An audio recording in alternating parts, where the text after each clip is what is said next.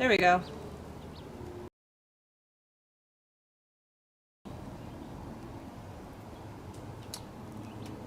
Okay. Hopefully it's working now.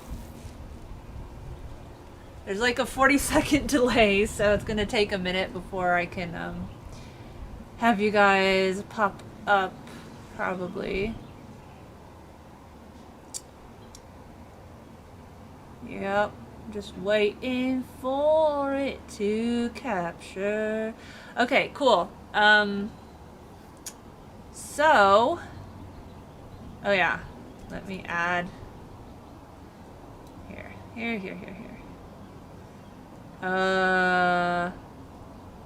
Yeah, I'm trying out Streamlabs instead of Twitch so that I can maybe browser search? No, window capture. There we go. New source is going to be YouTube chat. Window.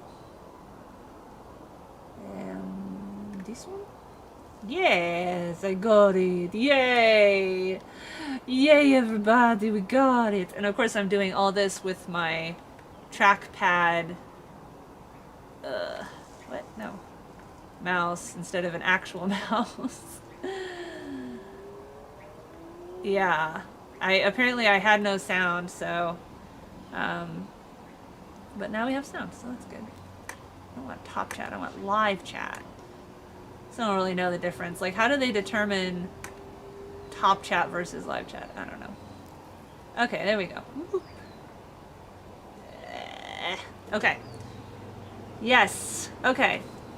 So, is it working? Is it working? Okay, so I only have my one. Gonna make you one.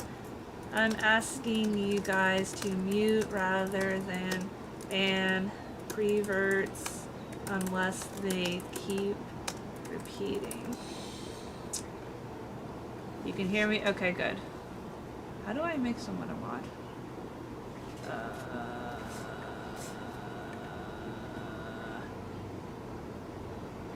I don't see the option. I don't know. It's okay, we've got Zan. Yes, I wrote preverts because Twitch will block random ass words. Oh, okay, thank you. Mod Kenny Riots. So we will see. We will see how today goes. Yeah, I only have my laptop and I don't have an extra screen set up, so it's going to be hard for me to see the chat. That's a little bit too small. So I'm hoping that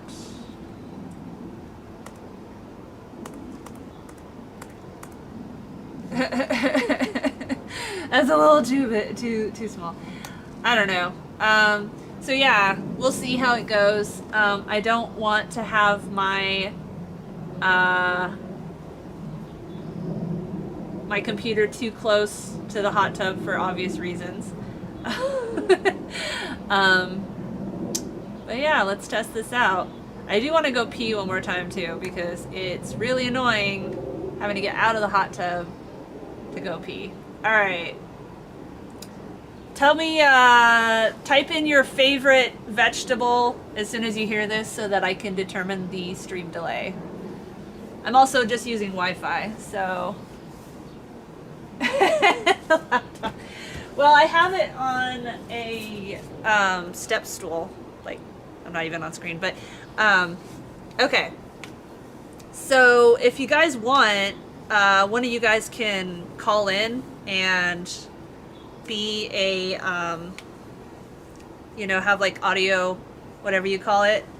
Carrot. Okay, cool. So that was like a 1.5 minute delay. So anyway, if one of you guys wants to call in and you can like tell me what's going on in the chat so I don't have to worry too much about leaning really far over to try to read it. You're in stream. Let me go get into stream. What the heck? Why is there an ad popping up over on YouTube? Screw that. Alright, so let me go into the stream channel. I didn't even do an announcement that I'm in the stream now, but you know what? I only ever get the people who are here anyway. Alright, are you there, Zan? Let me turn my sound up. I should have sound. There. Oh geez, that's like really quiet. Well, let me make sure that my sound. Hey, there's my butt. You can't even see it. Dang it. Of course, nothing's working. User volume is maxed. Audio. No, I don't want that. How do I... I was trying to have this all set up ahead of time, but... Okay, so that's input. Output should be speakers. 4. Oh, there we go. 5. There we go.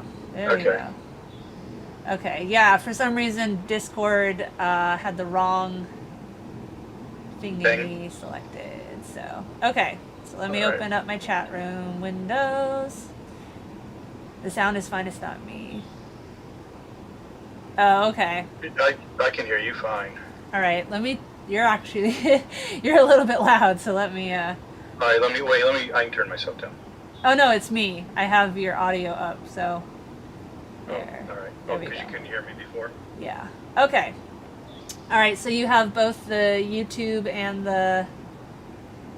I do not have YouTube. Let me, Oh, can I even see YouTube? Well, yeah, I can with Tor. Hang on. Do you have the link? For the stream? Mm-hmm. You just go to, well, I mean, if you go to like Topless Topics, sorry, youtube.com/C/Topless Topics or Topless Topics TV. Or you need me to like try to figure out the exact link. Let me see what comes up. If nothing else, maybe Kenny can like copy paste a question over to YouTube. I don't know if we're gonna get any like legitimate questions or if it's all just gonna be like pervert. Yeah, we'll find out. All right. Before I enter, oh crap, YouTube and their cookies.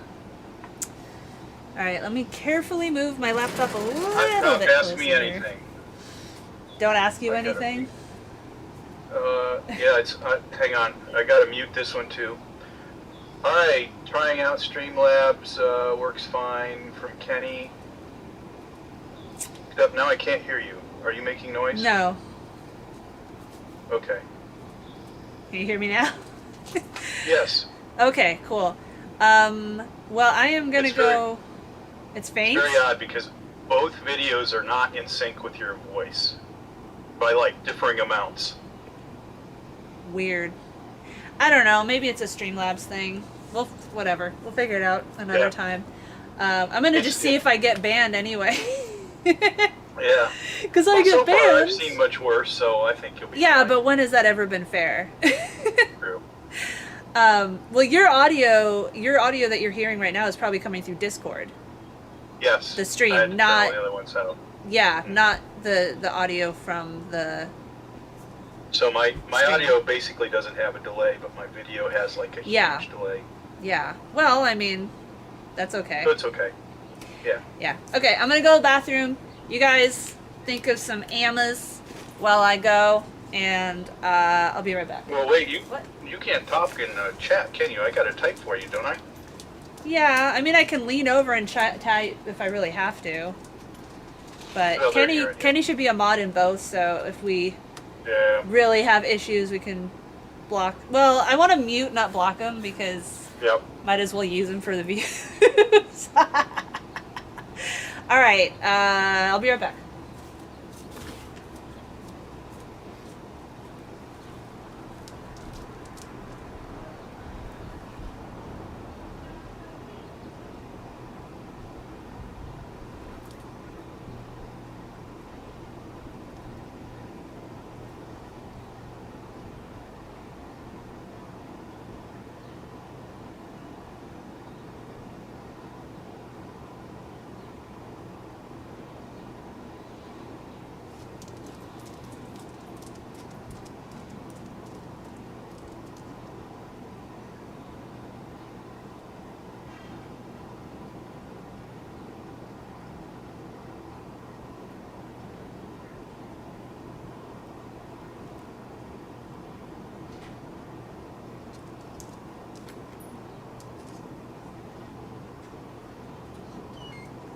All right, I'm back.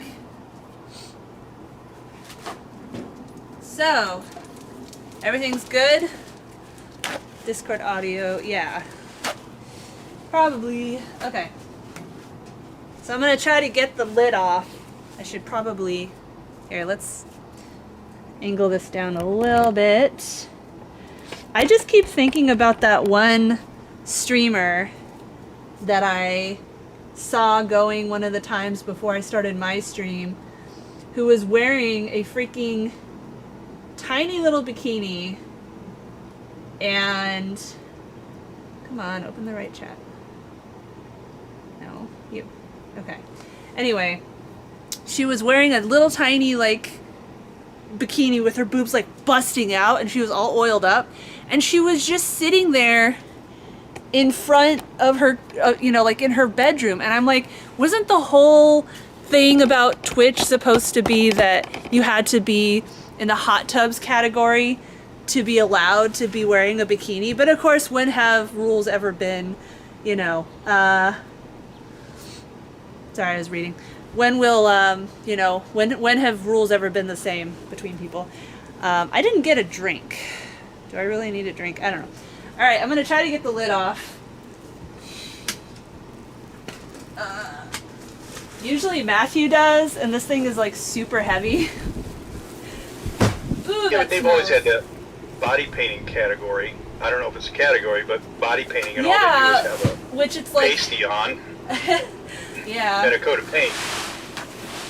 Well, basically, the reason I'm doing the hot tub stream is to kind of mock the idea of like what's considered, you know, not sexually charged versus what is, and how stupid it all is. Oh my gosh, this thing is so heavy. Ugh. Of course, putting it back on is a lot harder than taking it off. Ha ha ha, that's what she said. So the weather is basically perfect right now for this, which is nice.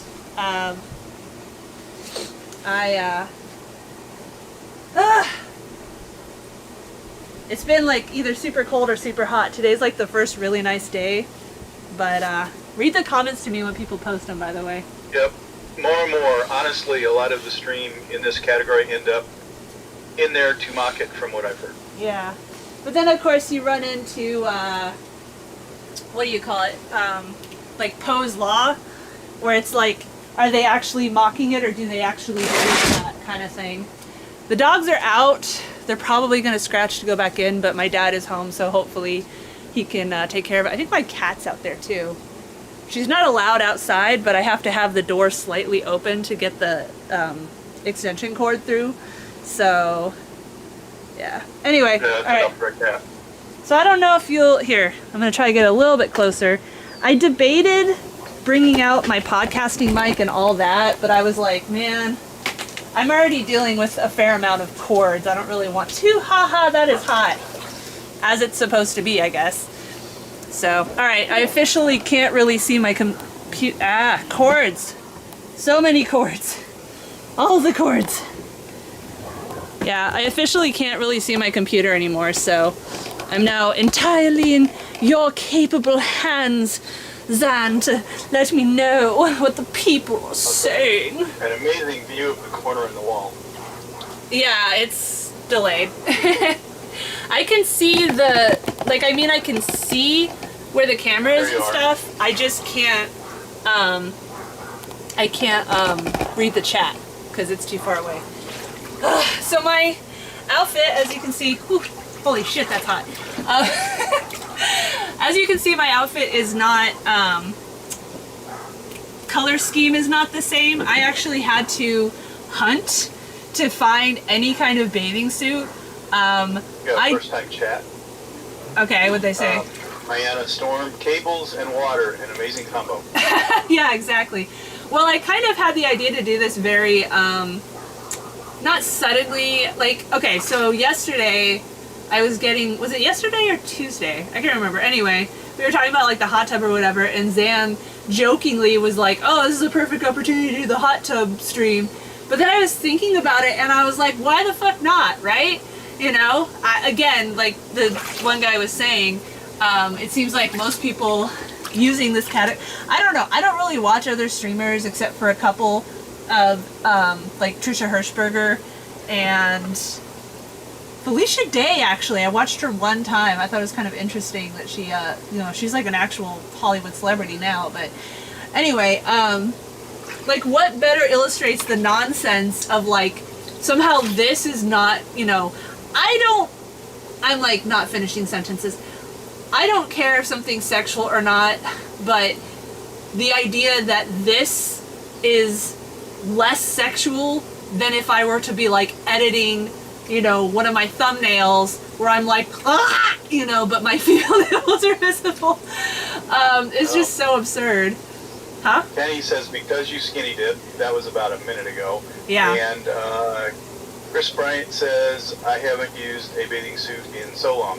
Yeah, well, and yeah, that's, I mean, to finish that thought, I mostly just go to nudist beaches, because I think that swimsuits are very uncomfortable, especially when sand is involved.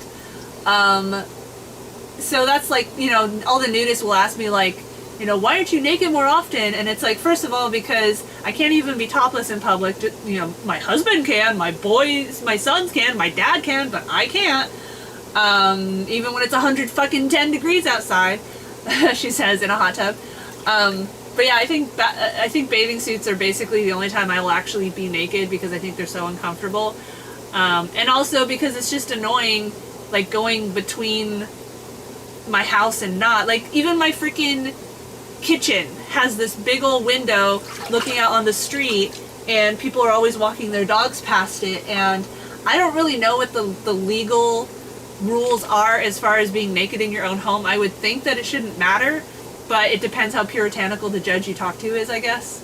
But yeah, the other thing that, you know, I did a little quick comment about, or comic about it that I want to draw in more detail yesterday, but freaking Patreon, who I've had issues in the past before about, like my banner on Patreon for a long time has been a picture that I used to use on other websites where I'm sitting there holding a sign blocking my chest that says, you know, like sexually explicit, blah, blah, blah. And then my husband's wearing a sign that's below his nipples pointing up saying somehow totally fine. And Patreon banned, like said I couldn't use that because it was implied nudity. So then I took my giant pasty and covered everything from the shoulders down, and they still said it was implied nudity. So I finally made the banner covering everything with literally just the eyes cut out, and amazingly that they've let me keep. And so that's been my panel. Anyway, and then yesterday I quickly made some like photoshopped versions of myself with different hair colors because I'm going to VidCon in 3 weeks, and I was like, what color should I do my hair? I mean, I'll just do whatever color I want. It doesn't really matter what people say. But anyway, so for the mainstream media, the patriarchy controlled platforms like Facebook and stuff like that, I cut it off like here, so like about where my armpits are. Clearly no visible, not even like a little bit of cleavage or anything visible. And then on Mastodon and OnlyFans and Lip Social, which I still don't really, like, you can't leave comments or anything on there, so it's kind of pointless as far as social media goes. I did one that was the whole, because it was taken from a thumbnail, so, and I'm literally like making a derpy ass face, like I was trying not to be sexy, but anyway, and so on Patreon, I made a Patreon only post, which you can show nudity in, and because we all know female nipples is somehow nudity, but male nipples aren't, what even is a female versus male nipple? Sorry, I know Zan and Kenny and everything have heard me say this a lot, but I always feel like I have to kind of reprise in case there's any new people that come in. And I will shut up so we can catch up on chat in a second. But, nipples. Yeah, so anyway, I made a Patreon only post that was the uncensored version, like, hey, what color should I dye my hair? And then for the Patreon only, or sorry, the public post, I did the version that was cut off from my shoulders down, or my armpit down. And freaking the algorithms in Patreon, because I hadn't even posted it yet, like apparently saw a sufficient amount of skin that they were like, it looks like you're posting nudity. We would like to remind you that nudity is not allowed on public posts, including implied nudity. And it just, once again, like, the fuck do you think this is if not implied nudity? Do you think my nipples stop existing wearing a bikini top? It is the stupidest fucking thing. And yet people are just like, yeah, that makes sense. Anyway, anything new on the chat for me to pay attention to? Yes, Chris Bryant said same here. That was back around the nude beach part. Mm-hmm. Kenny says you need to make your spots. I keep telling people, look up the state laws, compare with the township laws. Most don't say shit about being at home. I've switched, Chris Bryant says I've switched to MeWe these days. Well, I post to MeWe. I post to MeWe too. Over a decade of you saying that shit. Yeah, over a decade. Yeah, exactly. And yet somehow every year's worse. Yeah, I post to MeWe too, but it's like I don't really read the comments over there or anything. I really don't like MeWe because they lean more towards the anything goes. So they literally have like, you know, Nazis and anti-vaxxers and stuff just running amok there. And of course, that's one of the things that as you guys, those of you who follow me for a long time know, I'm stuck in a hard place between a dildo and a hard place. Oh, I'm gonna get banned on Twitch for saying dildo. But cutting enemies' heads off is totally fine. I can only post actually topless on places that allow full-on porn. There is nowhere that I can just post, I can just sit there without a shirt that doesn't allow explicit porn. And it's not true for others. YouTube, the example that I always bring up is the Normalizing Nudity channel, who's a nice guy, and I did a video for him and then I put an interview with him on my channel, and his videos are fully naked, fully uncensored people, most of whom are women, talking about nudism, answering questions about nudism, and the clearest example I can give of how my content is banned to a degree that nobody else is, I submitted my video to his channel, he put it up, it was up for years, it got over 10 million views and like hundreds of comments, most of which were gross, but you know, what do you expect? And I took that video and I put it on my own channel, and on my channel I actually did apply a mosaic effect from my shoulders down, so it was, you know, blurred out like you would see on, you know, most videos or whatever. And YouTube banned my censored version, but didn't ban the uncensored version on his channel.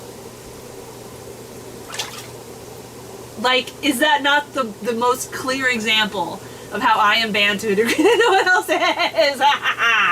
So, alright, same old shit.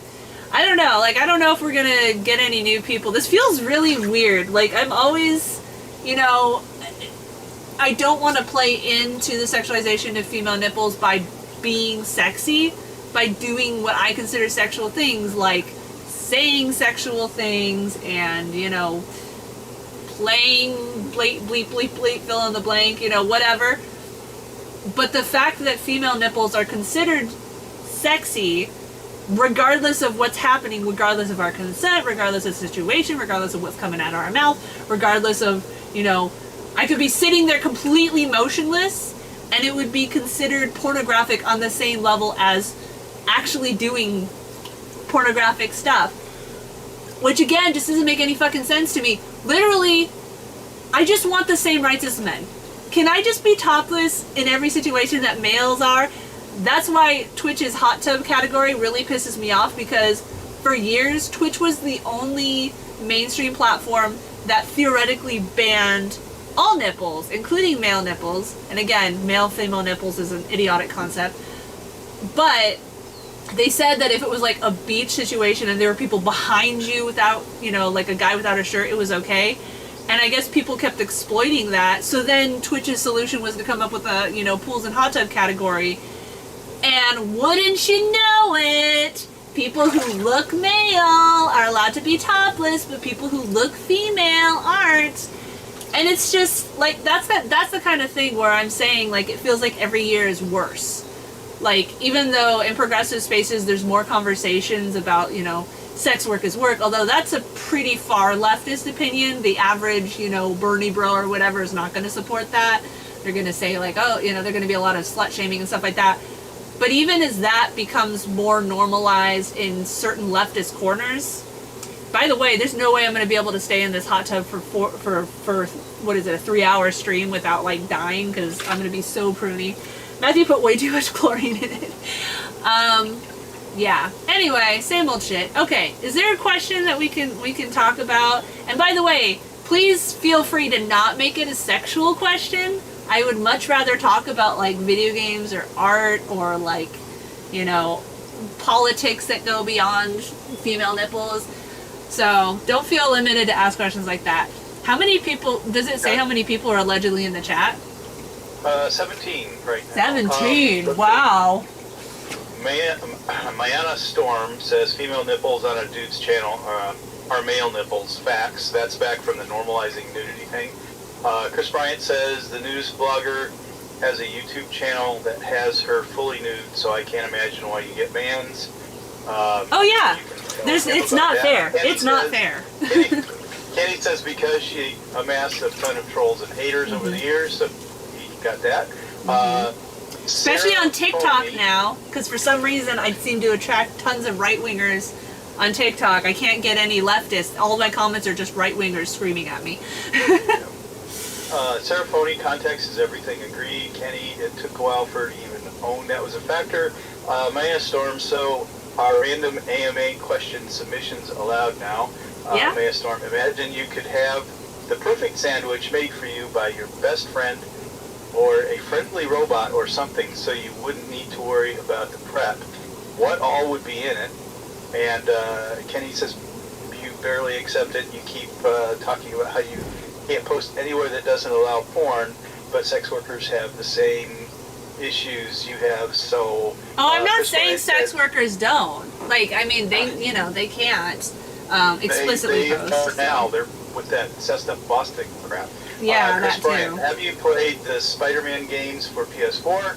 And Kenny, you track them because you keep talking shit about them. They want to take you down. So let's go back to the But sandwich. even when I talk about stuff that Sandwich. isn't like that, like I freaking put a video up the other day that was kind of a joke video about like being self-conscious about my nipples being hard in a grocery store. Still got right-wingers on there being like, there's no such thing as a patriarchy, there's no such thing as sexism, you ugly slut, Yeah, blah blah blah. So you're already flagged for their category. yeah. So that's But yeah, so sandwich. I guess it depends on the mood. Sometimes I do like barbecue, but I don't know. I miss Phil's barbecue. We had a Phil's barbecue down in San Diego, and I don't think they have any up here, but that was pretty good. I kind of I like ham, and I always get like a ton of vegetables to the point where it's hard to close the sandwich. So I actually do like vegetables. I am not a health nut in that I do like to put salad dressing on it. Just eating straight vegetables is kind of hard for me.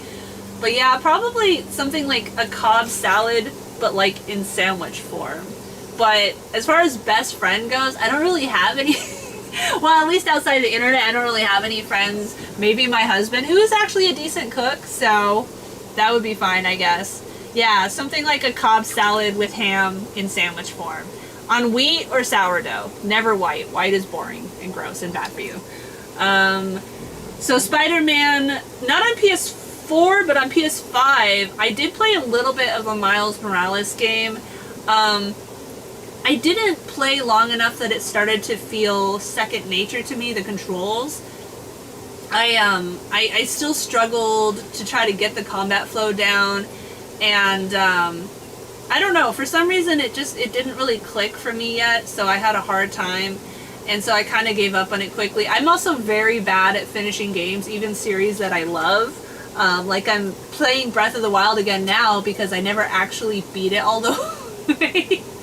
I got 3 of the Guardians, and then I hadn't gotten the 4th Guardian, and I kept like having to look up where to go, and that really takes me out of the experience. So I haven't played more than a little bit of that. I will go back to it someday. And like I like the cutscenes and the characterization and everything in Miles Morales. It was just I couldn't really get the flow of the combat to a point where I didn't feel like I was struggling. And the web sling was kind of fun. It always cracks me up when you're like, what is your web, what is your web grabbing onto? So that's kind of fun. I don't know. I just keep coming back to the Infamous series. Infamous Second Son and then Infamous First Light, which I recently played.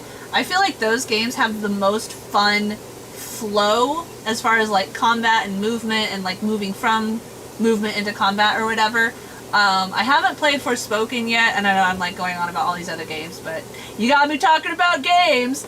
I haven't played Forspoken yet, and I've heard that like the story is very bland and like the characters don't shut up and all that stuff, but I still want to try it just because the combat and the movement looks really fun, and I have heard that that's pretty good. So I'll still probably play Forspoken someday, and I'll just like play on my phone during the cutscenes or something. I don't know.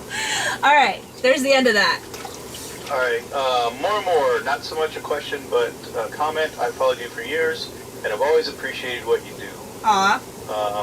First time chat, I answered him already. Do girls shave their armpits? And no comments on appearance. And some do, some don't. Yeah. I mean, I don't really care about comments on appearance in this one. I just don't want them to be like gross about it, like, oh, nice tits, Do girls shave their armpits? That's from Caption KD. And then it depends on the girl. It depends on the girl. That is actually a topic that I talk about a lot. I actually recently have been on a kick of bringing up how body positivity, as great as it is that it's moving towards, exposing fat phobia and stuff like that, that seems to be the limit. There is not support of like adult acne or, shaving your legs or whatever. And obviously a big part of that is because something only really gets support when it's viewed in a capitalism-friendly lens. Fat acceptance is great for capitalism because it's like a whole new line of like, bras meant for fat people, so supportive or whatever. It's like a whole new, product lines based on that. But stuff like, making you not ashamed of your acne, not like how to get rid of your acne or how to cover your acne under like 10 layers of foundation or whatever, but just how to not feel ashamed to go in public with acne, isn't profitable. So of course that's not getting attention. And also, cat hair. Also, not shaving, not spending $1 million fucking on razors and shaving cream and everything. Again, not profitable. So obviously that's not going to get the same attention. It's funny because I'm going to VidCon again in 3 weeks, and last year's VidCon I had a good time, but the panels were eh. There were a couple of like leftist, using your activism for blah blah blah, for helping the world through your activism or whatever. But there was still this feeling of like it has to be profitable. It has to be like, oh, that feels so good, buy our shit. And I don't know, it's frustrating. And like, I don't know how other content creators who actually are big and famous and get sponsorships and stuff, don't know what that's like. Sponsors won't touch me with a 10-foot pole. I don't know how it's like for them. I know that content creation is a business and it takes effort and work, despite dudes thinking that like, oh, all you have to do is be in a bikini on a camera and you'll suddenly be like a millionaire. Not true. Can flat out tell you that.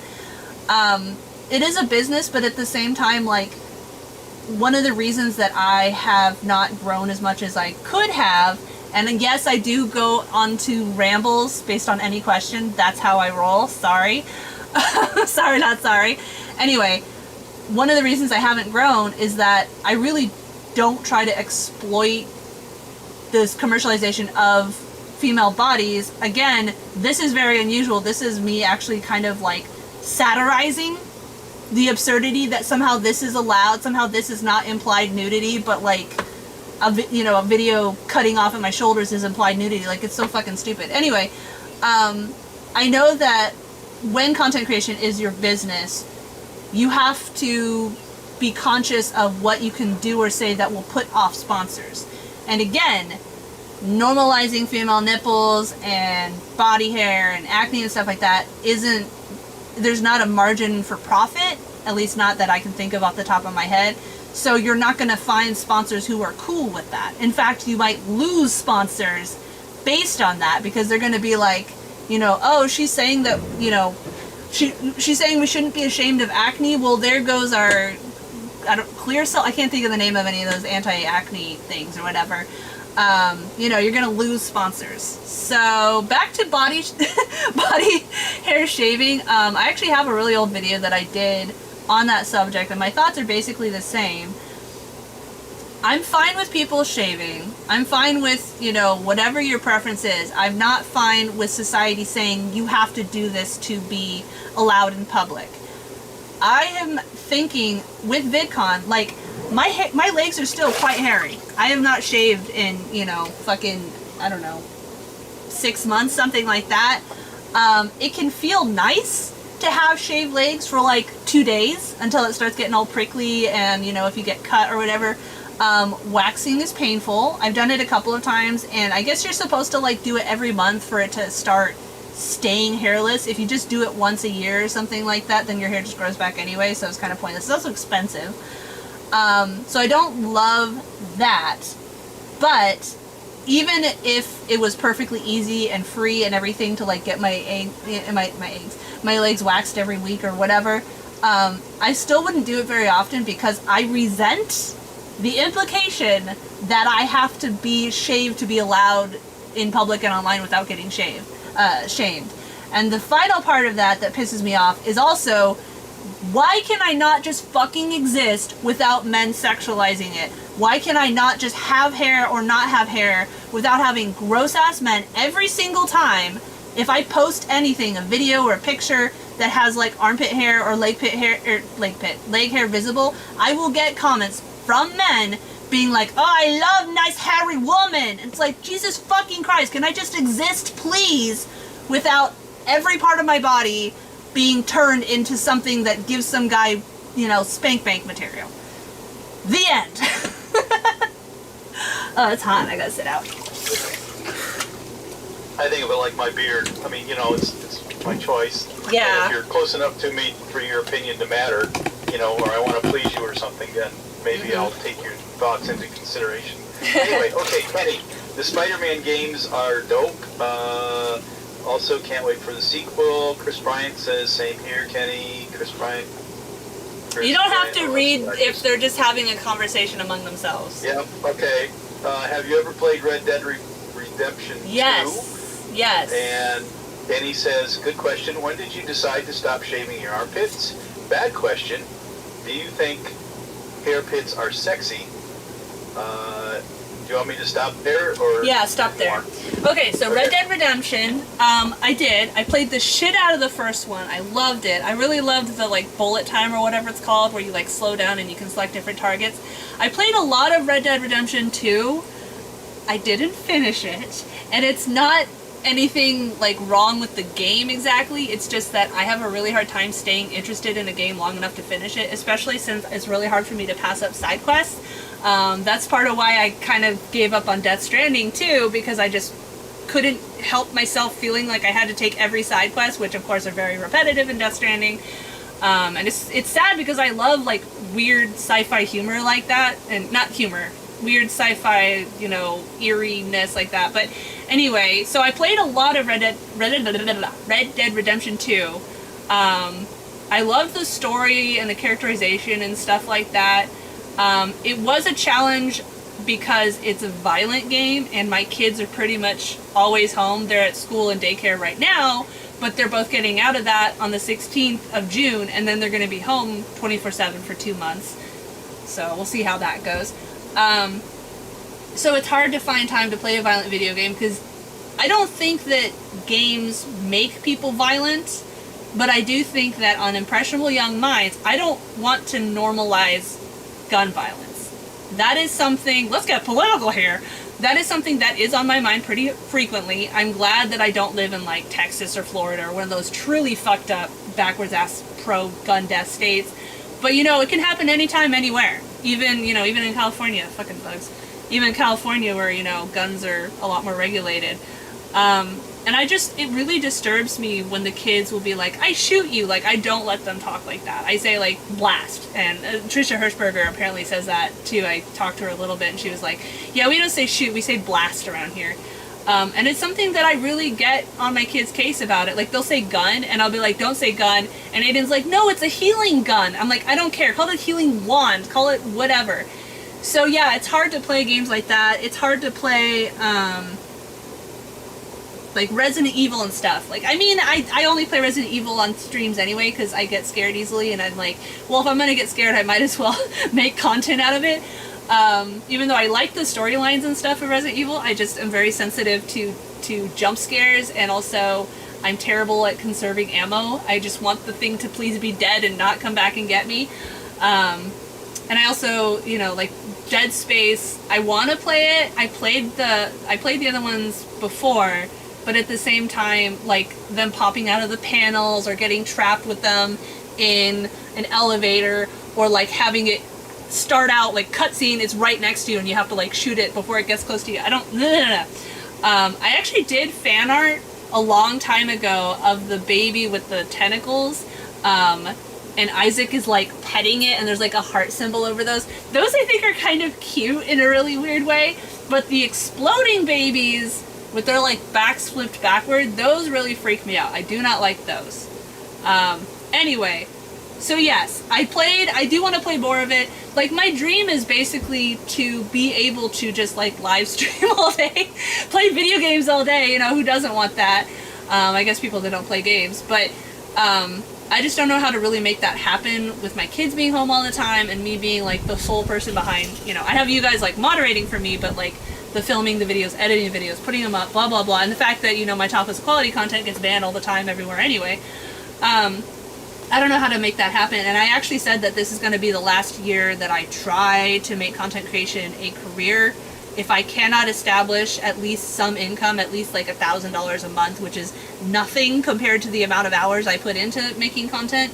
But if I can't establish that, I'm going to just basically quit it and, you know, get a full-time job and everything like that, and maybe like shit one out every now and then that's clothed because I don't have the time to edit a non-clothed one.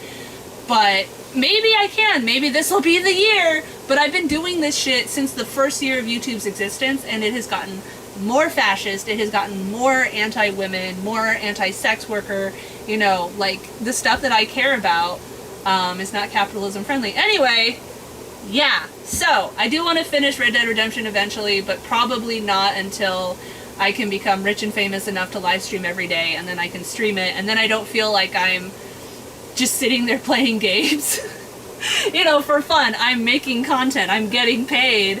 So, you know, with my husband out there slaving away at his real job, I don't feel as guilty. And my kids wouldn't be there watching me play a violent video game. I really try not to play video games while my husband is at work. I do during my live streams, and that I feel bad enough, hence why I'm gonna like quit this whole thing at the end of the year if I can't make any income at it. But I want to finish it. I just don't know when I'll be able to play a violent video game. Yeah, the end. You never get, like, just one answer with me. Kenny's good question and bad question. When did you decide to stop shaving your armpits? And bad question, do you think hairy armpits are sexy? Kenny asked that? Yep. Interesting. Okay. I didn't really like make a conscious decision. It was sort of a longish process. I'm even on frame. Okay. It was sort of a longish process where I used to be a lot more sensitive about it. I have this one clear memory of being at community college and I was wearing jeans, but they were... that wasn't a question. Huh?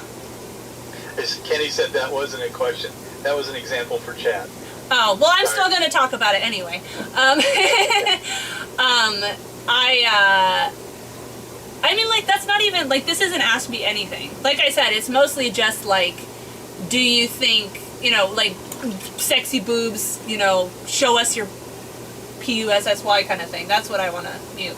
But anyway, I remember sitting there with my pants were too short, so there were like a couple of inches of hair visible, you know, from my ankle or whatever, and I was wearing sandals because I like always wear sandals. I don't know, like, is this too sexy? Do I have to keep my legs crossed? Or like fall backward? Gotta keep the patriarchy safe. Anyway, and I just remember being like really self-conscious about this little tiny bit of leg hair showing. And in retrospect, people probably wouldn't care, and my attitude is, if they do care, that's their fucking problem. Like, why do you care if someone has body hair or not? So yeah, I didn't like really decide like I'm gonna stop shaving. Honestly, the biggest detractor now is kind of related to the bad question example. I don't like being sexualized, and so like I did a couple of artistic nude photo shoots, and it was basically so I have something that I can sell. That I you know, it's supposed to be art, like it's not sexual. I'm basically doing the same kind of poses that you would with clothes on, just without clothes. And like one of the, it's like uncomfortable sitting on here. One of the shoots I did, I shaved everything, and I got gross comments about it. And then another shoot, I trimmed but I didn't shave, got gross comments about it. Like, it's basically, it's really hard to normalize anything about a woman's body. It's hard to normalize nipples, it's hard to normalize, you know, body hair, it's hard to normalize like literally anything about a female body without it getting sexualized. And yes, male bodies get sexualized too, and yet men are allowed to choose, well, you know, yes, people are sexualizing my nipples, like, you know, you don't think gay guys are on there oogling male stripper clips on YouTube or whatever, but they're still given the right to decide if they want to be on that platform or not. And of course, sexy, like, material allowed for sexually explicit material or whatever YouTube's bullshit line is. I always look at, like, music videos or, you know, content like this. Like, I could be wearing a little teeny tiny bikini, like, way smaller than this. Not me personally, because I get banned to a degree nobody else does, but most people could be wearing a little teeny tiny, you know, bikini and, you know, be on video and they won't get banned. Or TikTok, you have all these yoga videos of girls wearing bikinis, like stretching their butt towards the camera or whatever, and that's allowed, but me sitting there without a shirt, not doing anything is not. Yeah. Anyway, so yeah, I didn't make a conscious decision to stop shaving. I just basically kind of was doing it as a fuck you to the patriarchy, but at the same time, when I do shave, it's because I'm like self-conscious. Like going into VidCon, you know, it's all young people. I'm like, you know, I'm 38. I'm like 10 years at least older than, and the neighbor's here. I'm at least 10 years older than, shut up! No! No! Gaia! The neighbors are allowed to be in their own damn yard. Again, if I was super rich, I would get a mansion out in the middle of nowhere and never have to worry about having neighbors look at me, but it hasn't happened yet. Body hair. Fuck you, the patriarchy. What was I talking about? You finished. So Kenny said everything is business now. That's to the capitalizing beauty or appearance. Mayana Storm said I wanted to say something about how safety razor blades only cost 20 seconds a piece, so it is possible to at least save money, but then I remembered that I treat shaving like a hobby, lifting razors and soaps like crazy, and would actually save money if I stayed with cartridges. Yeah, I actually, well, I was just going to say really quick, I did actually buy, it's supposed to be like, it's like $100 and you only change the blade, you don't change the whole thing, and I bought it for my dad, and he said that it cut him too much. So, but Matthew started using it, and he said it works great, so that's great for him. I've tried it before. I do try to shave my lip hair just because it's like something I'm like extra, you know, concerned about, and I do tend to cut myself. But yeah, I mean, sustainability, you know, as long as you're going to force people, like shame people for having body hair, at least make it a sustainable solution, not pumping cartridges that'll never break down into our, you know, overflowing dumps. So again, everything deserves a comment. And we got a plane. The old straight razors, boy, those lasted a long time. But you had to know how to shave, sharpen them and shave with them. Kenny, hold on. Wait. Oh. Loud ass plane. on now here. I love when like I'm watching bloopers for like a movie or whatever, and even in like Hollywood, even Hollywood celebrities have to stop because there's a plane going over. Yeah. All right. Sounds good now. Okay. All right. Kenny said Trisha Hershberger was losing sponsors and job ops for her bare shoulders and the word naked, hence the end of her Naked Truth videos. But she never took them down. Miami Storm, have you... Wait, let me jump in, because I was going to say, like, that's another thing that, like, in retrospect, like, having topless topics in the title, you know, it makes the point that I'm about topless equality or whatever, but that word triggers so much censorship. And yes, if I had made it something like gender equality topics or something, it wouldn't be as grabbing, but I wouldn't have quite as much issue with censors. And that's why lately I've really been trying to do hashtag gender equality rather than like hashtag topless equality.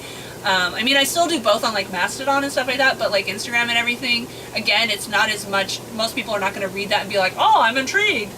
But I think it makes the point that, you know, basing censorship based on your gender is fucking stupid. So that's why that signpost that I made, that I'm going to sit out front, you know, during VidCon and try to like have people come up so I can be like, do you believe in gender equality? Should that extend to toplessness? That's why I said gender equality. Anyway, sorry. I just wanted to throw that in there. Sorry. Well, I mean, you know, the way they treat it, it's like you may have a cooking show that's, you know, how to best prepare your baby. You know, I mean, it's just, I mean, it's that bad. Okay, so, Razors, have you been reading anything interesting lately? That's from Miami Storm. Yes, actually. So I've been trying to read more. Since I quit Twitter, it's been better because you can still kind of scroll on Mastodon a lot, but it's not like doom scrolling so much. Like it's content about like all sorts of stuff, and a lot of it's on programming and stuff, which I don't give a shit about, so that's easy to skip past. So I've been trying to read more. I started reading one on my Kindle a while ago that's called Red Planet, and it's from like 2006, and it's not really the kind of stuff I normally would read because it's basically supposed to be the foundation of a colony on Mars, and it's fairly scientific. It's kind of like a Michael Crichton, there we go. It's kind of Michael Crichton-ish in that there's like, I don't know how much of it's real, how much of it's pseudoscience, but it has like they talk about like the pressure and the cold and everything and all these considerations with like building the habitat and stuff like that. And it's kind of interesting. I've kind of been getting distracted by it. I am a glutton for webcomics. The main one I use is Manta, and there's like, I'll start reading a new one and I will read like 200 pages in one night. Stay up till 3 in the morning, and then I'm like, is there a new page? Is there a new page? And every now and then I'll like reread an old one. So that tends to take up a lot of time. Also, it's hard to read a book, like a paperback book, because Matthew tends to go to bed really early. Like I have to stay up to put the kids down, and I don't want to have the light on to disturb him. So that makes it hard. I am almost done reading Rachel Bloom's autobiography. I bought it the day before she had a Portland show down here that I found out like last minute and went to see.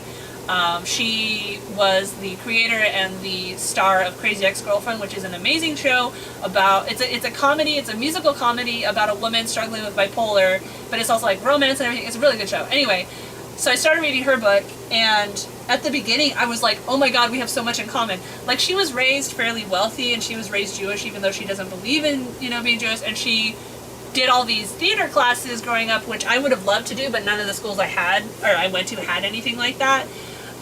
But you know, like the awkwardness and everything like that, like a lot of that I related to, and so I've been reading that. But now in the book she's getting more into like how she actually started on YouTube making these like music videos they're like satirical. Like her runaway hit was Fuck Me Ray Bradbury, and she actually Bradbury, and she talks about in the book how it was meant to be a parody of stuff coming out at that time, like Britney Spears type stuff, but of course all these guys like looked at it as actually like sexy and stuff like that. I mean, she has huge boobs, so you know. She has funny songs about that actually. There's a song in the Crazy Ex-Girlfriend called Heavy Boobs, and it's like all about how inconvenient it is to have heavy boobs, and don't forget they're just sacks of yellow fat, and it's, yeah, I actually wrote lyrics for like a parody about that for like female nipples, but I haven't filmed it or anything. I don't know if I don't know if I would get a copyright strike or something like that. I don't know. Anyway, But yeah, at this point in the book, she is talking more about like dealing with Hollywood and stuff like that, and so it's not as relatable for me because I've never been there. So I haven't finished that. And then the last 2 days, I read this book. I don't remember what it's called, but it came out recently, and it's written by a woman who is Lao, and like from Laos. And it's each one is like a little short story about working class people. And it's okay, like they're really short. I'm not generally a fan of short stories because I like to get attached to characters. I like to have long overarching plots. And then they're kind of weird, like one of the short stories was about this 70-year-old woman who like starts sleeping with this 35-year-old guy. And it's like, there's not really much story, it's just like, you know, he would come over sometimes and then one day we had sex and it was just like, eh. So I read it. I mean, it's short. I read it, but I didn't really feel anything for it. So, but it was a no renewal one. So I was like, okay, I'm gonna sit down and read this. I also checked out a whole bunch of comic books, one shots, because when you try to check out a series from the library, they always have like missing books, and you know you have to pre-order them, and they might have pages torn out. So I do a lot of single shot ones. And I mean, I'd have to think about it and get some names written down because there are some pretty real good ones out there. But I haven't really read those ones yet. I started reading one a couple nights ago, and it was so fucking esoteric and just like really hard to follow plot if it even had a plot, and so I gave up on that one. But yeah. So yeah, those are the 3 books I read or am reading. The short story one, like I said, I can't remember the name, so I don't really recommend it. The Rachel Bloom one is entertaining, but if you don't like relate to any of the stuff she goes through, I don't know how fun it would be to read. And the Red Mars one is good, and it's kind of interesting to see some of the predictions about the future, like all the equipment and everything that they have that they're using there to build the habitats or whatever. It's by like Rolls-Royce or like these other corporations, because basically like all these corporations across the world want to sponsor building a habitat, you know, on or building using Mars's resources basically. So like literally it'll be like a Rolls-Royce, you know, moon tractor or whatever. There's also a subplot between some of the people like looking at Mars, like how can we exploit this, and other people that are like, no, this is like a nature preserve, we can't disturb anything. And it's like, you know, those people are gonna lose, obviously. Like all these people paid a lot of money to go to Mars. They're not gonna do it just to study it. Of course they're gonna try to make money off of it. So that one's pretty good. There's a little bit of sexism in it, but yeah. Okay. The end. Enoch, I'm going to pronounce it Enoch. First time chat gave a cheer and hey girl. Okay. Let's see. Did they spell it with a U? So yeah, Seraphony, getting a dozen answers for one question is super efficient. It's only a problem if they're contradictory, like the politician double speak or something. Hot in here. I'm not trying to be sexy. I'm just very wrinkly right now. If I like have the hot tub in the background, but I'm sitting in a chair, does it still count as a hot tub stream? The intricacies of the patriarchy. But you're closer to a hot tub than being in your bedroom, like a lot of them. Okay. Again, not fair at all. Hence that lady that I stumbled onto who was bursting out of her bikini with oiled skin, just sitting there in her bedroom, thousands of people watching. If I did that, I would be banned. So back to the capitalism sucks when nearly everything is a fetish for someone. Yep. And I'm not fetish shaming. I'm not fetish shaming. I am all for whatever your, you know, as long as it's consensual. So I don't support, you know, underage stuff, obviously, or like actual RAPE stuff. I don't know about, and this is not, I know this wasn't asked, but you're the subject of the fetish. Yes. So the being fetishized against your will is the thing that really bothers me. And like I did an interview with this disabled sex worker, and I was rewatching it the other day, and she makes this point how she used to basically use her disability as a fetish, like a niche thing, you know, but then she started to feel really gross about it because apparently people that fetishize disabled people are called devotees, and she felt like she was reinforcing the non-consensual fetishization of disabled people, where like there'd just be a disabled person existing in the world, and people would take men would take pictures of them and like post them on masturbatory websites. and stuff like that. And so she felt like by even leaning into that fetish, she felt like she was reinforcing that. Which, you know, is something similar to like, how do I normalize non-sexual female nipples without reinforcing the fetish when I'm not allowed to exist outside of sex sites? Yet. You got an answer for everything, even if it's not a question. Okay, let's see, where was I? Let's see, Doggo, this was when your neighbor was coming over, and don't yell at him, he's just saying hi. But that's from Mayana Storm. Also, well, yeah, the safe, well, yeah, a safety razor will cut you if you use it like a cart. You have to shave with no pressure. Yeah. Also, I'll get a straight one day. One day. Expensive to begin with, though. What with the straight strop, stone, etc. Several hundred. Oof. I didn't know they were that expensive. Oh yeah. You just reminded me. I was watching. I've been watching Queen Charlotte with my dad, and they have this guy who, I don't want to ruin the story. Basically, they have this like malicious guy working with the king, and they show him like shaving him, and he has the, you know, the old style, like going, well, actually it seems like you go towards the blade, which is confusing to me, but that like sanding thing or whatever, and you know, there's like this menacing feeling, and it's like Sweeney Todd or whatever, and I'm just like, obviously if you normalize it, you know, it is what it is, but like it would be really hard to slit your throat with like a modern style razor. I'm sure it could be done, you know, especially if you took it out of the cartridge, but like how do you trust someone with this like massive blade to just be like it's literally your throat?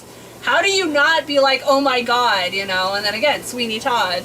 That seems like the most likely outcome. I guess a hairdresser could slit your throat if they really tried, but... Yep.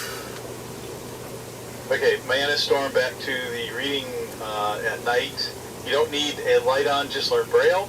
Also, being able to lie in bed at night with the book on your chest is one of the perks of being blind, and clearly you should do a cold tub stream and just claim it's hot. How they know? Oh, that's not a bad idea. Well, pools are allowed, so you know, basically just treat this as a pool. Yeah, it'd be it's funny because when we lived in Escondido, it was our first house and we had a pool, but it was constantly shaded, and so it was always cold. I basically never used it because it was always cold, and it sucked because I never had a pool before. So we were putting all this effort into keeping it clean, but never using it. Also, it didn't have a fence or cover or anything, and like I had a kid and everything, so I would get really nervous about that. But again, gotta get rich and famous so I can move out to the middle of the woods and have a pool and a hot tub, and I still really would love to have an atrium someday. I have always wanted to have an atrium, and I think it would be great up here in the Pacific Northwest because you could have it, you know, like almost like half a greenhouse with like window, and you know, have some trees and a nice place to sit, and like climate control maybe, and like you're just sitting there reading while it's raining outside, and you look out the window and you see forest and maybe some deer or something like that. Like that to me sounds like fucking heaven. You know, you got some people that are like, oh, I want to live in the city and be able to like walk to the clubs and everything, and like, again, if I was millionaire, maybe I could like have an apartment or something so I could like go to events, spend the night, come home. But like if just helicopter into the city. Yeah, like if I had to live in the city versus live out, you know, remotely, obviously I pick remotely. The two concerns are internet connection, because, you know, I'm probably not going to have a great internet connection if I'm too remote, and being surrounded by fucking conservatives. Because non-Trumpers tend to move away because they don't want to be surrounded by Trumpers, and plus there's more job opportunities out. It's funny with content creators how like so many of them live in LA, although it seems like that's kind of petering off a little bit. But I kind of regret now that when I did live in San Diego, I didn't go to more like YouTube space events and stuff like that. I just really didn't want to drive 3 hours up and 3 hours back. But now I'm just like, oh, I should have done some more of that. But again, I was still not really content friendly, you know, commercial friendly. So anyway, yes, I would love to live in the middle of somewhere with the forest. Probably stay up here in Washington, both because I like the nature. Like the constant rain gets tiring, but if I had my own property and everything like that, it wouldn't be so bad, especially if I had an atrium. And also, no income tax is great for working from home. Nobody asked that, but I decided to talk about it. So. I want to ask you don't have temperature controls on that thing? And the Raj says, cold tub stream with floating cans of Dr. Pepper? I don't even drink Dr. Pepper that much anymore. I don't drink caffeine after 12 if I can help it, and I don't start my streams till 12, so I don't, yeah. That's why we tease you about it. I know. That would be funny. I actually have like a floaty over there, and I was like, if I wear the floaty so you can't really see my lower section, and I wear like this is not a very sexy top compared to some of the ones that are out there that are just like, psst. So, but I don't know. Would that count? Would I be allowed to be on stream? Yes, this has temperature controls, but I'm talking about like in an atrium, you know, like have some warmth so that when it's like pouring rain outside, I'm not like freezing to death if I don't. Because like my art shed, right? I can barely use it because during the winter and everything, it's so cold out there that like I can't feel my fingers, and it's kind of hard to paint when my hands are like this. But then in the summer, it's so fucking hot, I can't be in there. I have like 10 days a year when it's not too hot or too cold. So that's why I would want climate control in a atrium. Now the problem is that it'd have to be a heat pump or something, otherwise it's just making climate change worse. But again, if I'm a millionaire, I can afford a heat pump. Mahana Storm wants to know what's the weirdest thing you've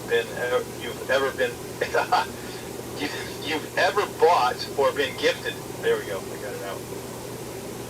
Weirdest thing you've ever bought or been gifted. I'm trying to think. I mean, depends on. I don't know if this counts, but when I was younger, my dad wrote articles for the zoo, for San Diego Zoo, and occasionally my parents would bring home dead animals in formaldehyde or, well, rubbing alcohol or whatever. And I had this like little collection going. Like, he gave me this African tick that was like super swollen because it had just eaten. I brought home sheep's eyeballs once. I had like spiders and stuff that I had found, dead ones. I wouldn't do it to a living one. I had a rattlesnake, but it was really lame because my mom cut the head off. She accidentally ran over it when there was this like dude ranch, you know, the one, Zan, the one that's like trying to sue us for, yeah. But anyway, when I was younger, no more late. yeah, we were driving out there and she accidentally drove over a rattlesnake, and I was all excited because I was like, yeah, I can add it to my competition or my collection. But she had read that like even when a snake is dead, it can still like twitch and accidentally bite. So she cut the head off and just gave me the body. And it was like, well, that was the cool part, was the head. And I had it in a jar for a while. And then I decided I was going to cure it because I was really big on reading like Clan of the Cave Bear and, you know, Hatchet and stuff like that. And stuff about like living out in the wilderness or whatever. But I didn't really know what I was doing. This was obviously pre-YouTube as well because I was literally like 8 or 10 years old. So I tried like taking the meat out and just leaving it on the top of the fence post to like be in the sun. And my cat jumped up and started eating it. So it was like in the mud anyway. And it just like curled up. I was very disappointed. I wanted to try to do it. So yeah, that's probably the weirdest thing. But again, I don't know if it really counts as a gift. Because like my parents brought it home, but it wasn't like bow tie, like here you go, dead animal. And I didn't even know it was weird until like I would have a friend over. Like the one friend through my entire childhood, because I didn't have friends, just kidding. I didn't have friends, but anyway, I had lots of friends when I would take them to Disneyland and stuff for free. Yeah, I would bring them home and they'd be like, what the fuck is that? And I'd be like, oh, I don't know, it's my collection. And they'd be like, what is that? So yeah, I didn't know that was weird until years later. That's all I can think about. I can't really think of any other like things that I've been given that are weird, per se. Yep.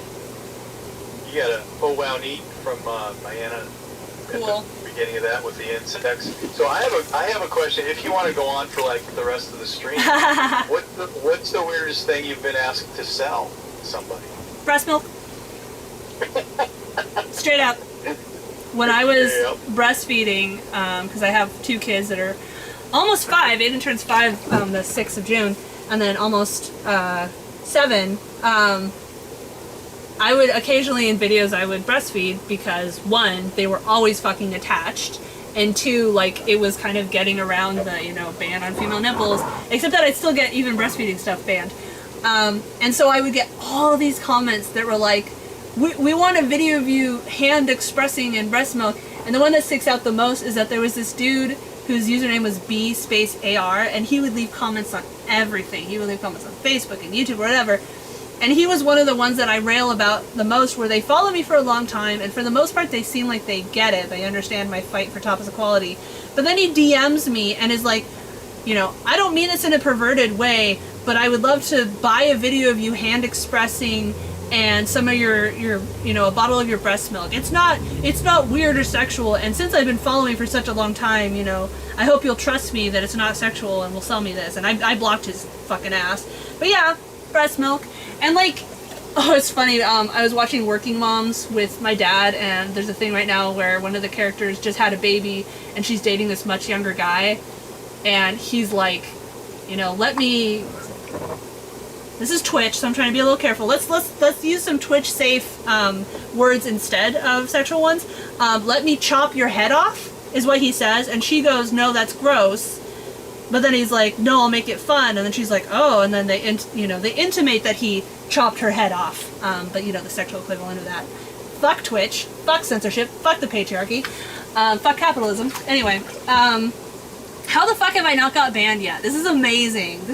It's because I kept saying I was gonna get banned that I haven't been banned. So that's the hint. If I just say, oh, I'm gonna get banned, then I won't get. Yeah, no, that doesn't work.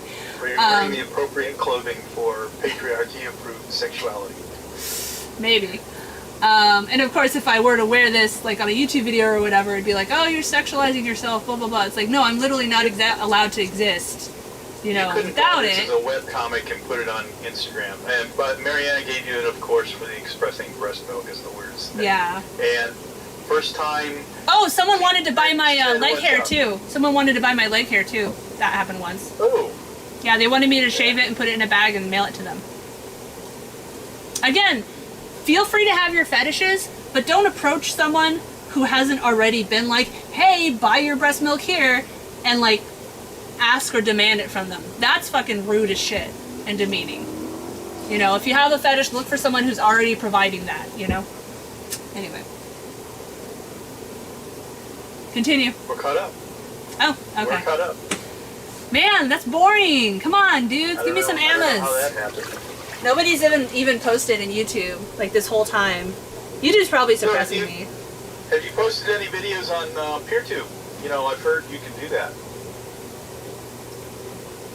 Zan is, of course, referencing something I've been complaining about, where I keep having people on Mastodon be like, oh, you should try posting to PeerTube, which, if you are watching this from a mainstream site and you've never been on, like, Mastodon or whatever, PeerTube is basically, like, isolated hosts that host videos, but you can like kind of you can watch videos on other PeerTube hosts, but they have to be federated, and there's all this like complicated shit. But the fact that people are saying, why don't you post on PeerTube, which I've already been posting to for years, is exactly why PeerTube and Mastodon and stuff like that are not a 100%, like, I can't stop posting on mainstream sites and only post to Mastodon and PeerTube and everything and ever hope to reach enough people to actually turn this into a career. Sponsors and commercials and stuff also don't use stuff like Mastodon and PeerTube because it's all chronological. There's no, you know, you don't like, the more likes you get, the higher your comment appears. There's none of that. And also, those not neighborhoods, those communities are very anti-hustle, very anti, like, trying to make money off your content. It's been changing because since November and even April, last year or whatever, there's been a huge influx of Twitter users who have been quitting Twitter because Elon Musk is like selling verified accounts to like outright Nazis and all this other stuff, and they've been shifting the culture, and like there's been this thing happening where like an artist would post a link, fucking flies, would post a link to their like art site and be like, commission's open or whatever, and you'd have a bunch of Mastodon users like scream at them like, you're selling yourself, blah blah blah, but then you'd have Twitter users be like, no, there's nothing wrong with it. I don't really care. I mean, like, I think it's fine to post links to your stuff, and if someone really doesn't like it, they can just mute you. Muting is very big on Mastodon, and you can even do it like temporarily or whatever, or you can mute a tag. And so like Mastodon culture really puts the onus on the poster to, like, you know, if you're talking about politics, US politics, you're supposed to put hashtag US poll so people can mute that tag. I don't really think about, I don't remember to all the time. You're expected to put alt text on your images so people that are using screen readers and stuff can have it describe the image. You know, you're supposed to content warning, depending on the instance you go to. Some instances, which is basically a server, are a lot more, you have to content warning everything than others. Like some instances, you have to content warning pictures of food, eye contact, pets, like anything you have to put it under a content warning. And the thing with content warnings is that, like, it depends on which platform or which app or whatever you want to call it you use. They all behave differently. There's not an official, like, Mastodon app or whatever. They'll hide it, they'll truncate it. Like, even on my own, when I use just the website to go to Mastodon, guy is trying to eat flies. My own post, if I put a content warning, it'll just show the top line, and then it'll be like, shh, and I have to click it and expand it. And especially people coming over from Twitter do not have the attention span for that. They are not going to press that. And so especially like when you're a content creator or you're just like trying to grow your audience or whatever, that's a death spell. If you put your stuff under a content warning, you know, 99% of the people whose feed it even happens to show up on, and again, because everything's chronological, like, it's just whoever happens to be checking their timeline at that moment, unless they only follow like 3 people, and then, you know, maybe a little bit later. It's a death knell. And so, again, getting back to it, that's why Mastodon and PeerTube and stuff are not in themselves a solution. What I do is I put the uncensored version up on PeerTube, and I make a page on my website, and then when I have the time and energy, I make a censored version, like a Handmaid's Tale outfit censored version that I put up on YouTube or whatever. I used to try to do like a banner, but they would ban it for implied nudity. I did the mosaic, they banned that for implied nudity. I did the cropped, you know, so you can't see anything below that, got banned for implied nudity. So yeah, the handmaids is what I've been doing for a while, and I don't think I've had any handmade ones banned yet. But anyway, and then I'll put that up on YouTube or whatever, and I'll be like, hey, go over here to see the uncensored one, except I can't link to my own website, or YouTube will give me a strike saying I'm linking to porn. In fact, I have a strike on my account right now that's stuck in appeal submitted limbo, so they haven't actually interacted with my appeal at all in over a month, because I did an interview with my friend who is intersex, you know, born with I don't know if it's both or neither organs, you know, genital organs, but anyway, and they're gonna start doing videos about it, and they have a Discord server that is for intersex people to like exchange resources and commiserate and everything like that. And I linked to it, stupidly, I linked to it, and YouTube gave me a strike saying I was linking to porn. So it's really, there's just so many fucking wrenches in the whole, you know, clockwork process of trying to get people to find my actual videos, my uncensored versions. And I mean, even the word uncensored, generally people are like, oh, you mean porn? And it's like I'll search for, you know, banned videos, banned content or whatever, and all the results I get are from right-wingers that are like, they banned me for telling the truth. Like, I can't seem to find results, or not a lot of results, of people who are banned for non-sexual nudity. I don't know why. Yeah, so it's not a solution. I'm doing it. I am doing it. I've been trying it for like over a year, putting up on PeerTube, making the censored version, linking to the uncensored version, but I can't actually link it. I have to type it out. Most people are too lazy to type a URL in if it's not clickable, or it's hard to do on a phone. You have to like switch apps and everything, and most people are not going to put that effort in. And then a lot of people are just, I'm going to say a lot of people are stupid, because I will say over and over in a video, go here to watch the uncensored, and I'll get comments that are like, why no topless? And it's like, because it's fucking YouTube, you idiot. I can't post, you have to go here. Yeah. That wasn't a question, but nobody had asked anything new, so, you know, I was filling the time. That's not true now. Symphony says sex work is work. That's back from the other conversation. And propositioning someone to change careers for your convenience is rude. That includes sex work. And after I asked the PeerTube question and Raj saw your look, he said, oh, I know that look, running away. Hi, Raj. Mariana Storm says, sigh, fine. Here's the most difficult, most important question ever. Pineapple on pizza, yay or nay? Yes, I went there. That's my favorite kind. Pineapple on pizza or goat cheese and spinach. Those are the best pizzas. At your house. First time chat from Filebreaker, that's on Twitch. Side note, you can change your CW settings in both Mastodon Yeah. and the web and most apps. I did that on FediLab on my phone, but I haven't figured out how to do it on just logging onto the website for Mastodon. And I've tried some of the desktop Mastodon apps, but all of them had like something that I didn't like about it. Like I tried one that lets you be logged into different ones, but it's really unclear in the tab what one you're logged into. And so I was having issues where I would accidentally reply to something from the wrong thing or whatever. And I don't remember what all my issues were. But that's the thing, is that like I was saying to Zan that I would love for the programmer group type people on Mastodon to work together with, you know, laymen like me to like help work on a UI that makes sense to people outside of the programming world who aren't like involved in that. And that's like a game tester, right? Looking for bugs and stuff like that, or stuff that like doesn't make sense. And there's a lot of games out there that I feel like didn't do that as far as like tutorials and stuff. Or they're just like, they put a fucking bunch of reading at the very beginning for the tutorial, and it's like, I'm not going to remember all that, and you know, that's not fun.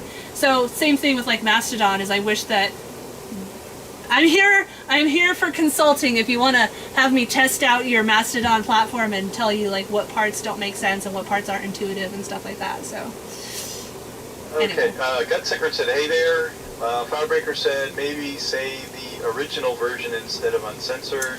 Yeah, but people don't know what that Manastorm. means. Manastorm. Oh, good. Good. You are pineapple. I'd have to block you otherwise. Filebreaker says, talk to me on Discord, same username. I run a Mastodon instance, and one of my reasons to run an instance is to eventually submit patches to get things fixed. On the everything's different in all the clients, I think the prevailing sentiment on that is everybody writes them different, so you can pick the one that fits you better. The counter to that is, my God, you got to install 20 of these things and figure out and learn each one of them well enough to decide if it fits you or not. Yeah, exactly. Fucking, there's this one fly that will not fuck off.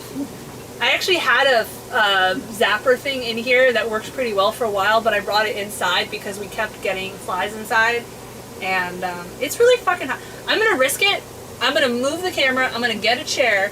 I'm gonna sit in the chair in front of the hot tub because it's really hot in here, and I'm like super pruny. So we will test the limits if I get banned for sitting in a chair in front of a hot tub. I don't know. When you're going after the fly, it looks like you're playing volleyball without. I'm not much for volleyball. I feel like volleyball is kind of painful and hard to direct. I like soccer. I took a couple soccer classes a long time ago, and I liked that. Ironically, well, I was just gonna say, the funny thing about soccer is when I took the classes, so I had a BB in my head for years, and I didn't find out. I was walking to college one day, and I would cut through this apartment complex rather than go all the way around, and I felt this, like, I heard a whizzing sound and something hit me and it hurt a lot and I started bleeding, and I went into the college and I went to the campus police and I was like, someone fucking shot me. And the fucking pig, he was a pig, he was an old fat white cop, you know, rent-a-cop, he was like, oh no, it was just a stick. And then like my parents came in and I heard him talking to my parents and was like, I understand your daughter's very creative, she likes to write. Fuck you, plane.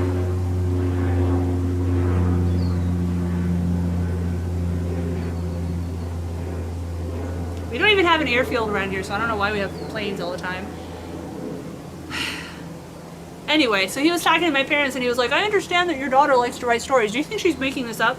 So yeah, like they said that, you know, whatever. And then like a few years ago, I had this like bump here, and I still have it, but it's a lot smaller, and I got all like freaked out, like it's a tumor or whatever. So I went to a dermatologist and they said, oh, it's a sebaceous cyst, which is just like, you basically get like a little hard thing stuck under your skin, and it's not really harmful or anything. And then while I was there, I was like, would you mind looking up here at this spot? And she was like, okay, and she did, and she's like, oh, that's a sebaceous cyst too. But back to the soccer, I could never do the head bounce move because it would hit that, you know, sebaceous cyst and it would hurt. Then 2 years ago, well, actually a little bit more, August 2020, so February 2020, we all got COVID, but we didn't know what COVID was. And I had all these long COVID things happen. And then August 2020, I was playing Divinity Original Sin with my husband, and all of a sudden I got this like weird ass headache, and had it for a year and a half. It is better today. I was saying yesterday that it was hurting, but it's like, it's okay right now. There's like just a vague, and I think maybe like allergies triggered it. I don't know.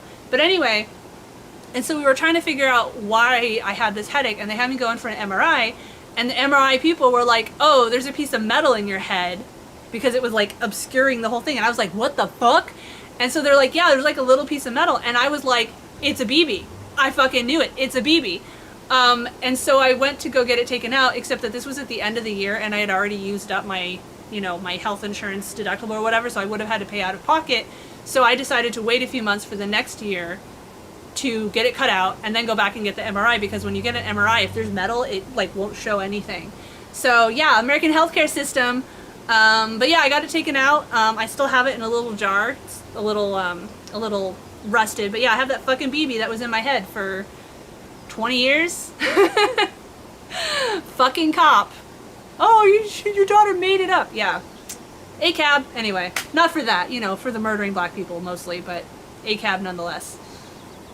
I'm done. Okay, well, I said time to go to the country and get some spiders. That was for your fly. Oh. And that's it. We're caught up. Dang it, you guys are boring. Oh man, I should do some yoga. Oh, stretch. Man. Sorry. Why don't you do some laps in the pool? Lap. What pool? The kids actually do treat it like a swimming pool, which is really irritating because they always go like that and then they splash the water. So there's when like Gutzerger's like, oh, I want to come over and use the hot tub, and I'm like, dude, 90% of the time it's not relaxing. The kids are pushing water or whatever. My dad has actually gotten the hot tub with us twice now, and it's hard for him because it's really hard for him to climb in and out. And like my husband could pick him up, but my dad is too proud to ask for help. And Matthew's like very like, I won't offer help. I'll wait till they ask, because he thinks it like hurts their pride. So I get worried when my dad's coming in and out. But like the whole time he's in here and the kids are there, I literally stand there like a barrier, because otherwise the kids are going back and forth, and like my dad's very frail. Like if you touch him at all, he's like, ugh. So yeah, it's not relaxing. This is like the most relaxing possible environment for sitting in the hot tub. And it's nice that at least I have people to talk to, because I find sitting alone in a hot tub extremely boring. But it is getting warm out here. It's like past 80. So sitting in a hot tub when it's past 80 feels weird. Feels unpleasant. I'm not like Matthew. Kenny says, boring, I'm literally at work. I know, it's funny how like some of you will tend to now work. you can take the hot tub off on your taxes for being in a work. One of the times when I was there, if you went in. Zucker says, so me coming over was special. Yeah. If he went in one of the times. Well, and it's also not there. Like it's meant for like 5 people, but so if everyone is in, that's 6 people, and then the kids are like 3 people each because they move around so much. Like people don't just sit there. And also you have to be fine with knocking knees if there's more. It's, as you notice, it's in a circle form, which is nice. Like it's fine, I like it. It's not it's the lower amp, so it takes a long time to heat up. And it's funny because when NASA was house sitting for us last year when we went down to San Diego, he didn't know that you had to cover when you're not using it. So he was like, why is it so cold? It's like, because you're letting all the hot air out. Oh, I didn't know I had to cover. I don't know, that cracked me up. Ouch. It's cozy, yeah. I don't know, like, my best memories... So what do you have coming up? Is there a conference or anything coming up? I was going to say my best memories with hot tubs was when we would go to this friend's house and like a bunch of us would be sitting in his hot tub, which was like in the ground next to a pool, and just like having a, well, not a beer for me, like having a cider or whatever, chatting about whatever. And I also use it as an example of like the ideal situation for normalized nudity, where some people would be wearing full suits, some people would be naked, some people would be wearing a bottom but not a top, and it was just like very casual. People were like, oh my god, female nipples, for the most part. Sometimes they were, and it was like we would have one conversation and be like, that's not, that's not cool, and they'd be like, oh, okay, and then they stop. But that's the group of friends that like exploded, and it turned out that like they were all like abusers and all this other weird shit, so probably would have fallen apart anyway. Yes, I don't know, what is there to even say about VidCon that I haven't already said? I mean, you heard me, like it it doesn't make sense that I'm excited because I'm so There are 12 old. other people here, and They don't care about always seem to VidCon. find things to talk about. Yeah, like it's just weird because I'm really excited for VidCon, and I did have a good time last year. And as you know, like Zan and Gutzerk have already heard me say this, but the good time I had wasn't really from the panels, and the networking. There wasn't really any. VidCon still doesn't really have anything for small creators. It's still oriented towards famous creators and their fans, and then of course the corporations are there to try to sell shit to the fans. So there's not really a lot for small creators, but you know, there's still people there, and like I would just strike up a conversation with people everywhere I went, and I still do that. Like we were at the park just yesterday, and there was this couple with a couple of kids, and I just started chatting with them, and like we had a conversation, and like it was a pleasant conversation. And at the back of my head, I'm like, do they think I'm weird for just like talking to them? But I don't know, whatever. And it's fun. Like I really do love talking to people and like getting to know people, and you know, the flip side of that is like I don't care how famous someone is. If they're rude, I'm not going to talk to them. And I've lamented that. It seems like in LA especially, but like that Hollywood world or whatever, which YouTube and TikTok now are. You have to be like a Hollywood celebrity to get big there. Man, it's hot. Kind of want to go put my hair up. I should have done this when it was raining, except that then there'd be water on my camera, so that wouldn't work. What was I saying? Alright, yeah, so the thing about LA is it seems like a lot of relationships are very transactional, and like people will be nice to your face, but it's like if you don't offer them a physical, you know, like bring you followers or get you brand deals or whatever, like it's not worth the time to talk to you. And I understand, again, when content creation is a business, like you can't, you know, you can't like make a collaboration with everyone that asks you when you're famous. I'm like here hunting for people to collaborate with because most of the people that follow me are not content creators. But I can understand like that, or like getting way too many emails to answer. But I feel like if you're at like a bar at a at a conference or something like that, and someone's like right there just talking to you, and there isn't like a line of people behind them, like just talk to them like a person. I feel like you can relax maybe the whole like can I use you thing. But I've never been on the famous side of things. I've never been on the actually making money off of content side of things. So I don't know. Maybe it's not fair for me to say that. Yeah, maybe time is money. Hustler's gotta hustle. Yeah, exactly. Hustler's gotta hustle. Old. Compared to the VidCon, you know, the featured creators and stuff, I'm old. Like, freaking, I don't even know. Like, Beauty to the Streets, I don't know how old she is. I would guess she's maybe in her 30s. She's actually going to be one of the headliners. And she's neat in that she live streams and stuff while she's like giving food to the homeless or whatever, and then there's like the conversation of like, is that exploitative?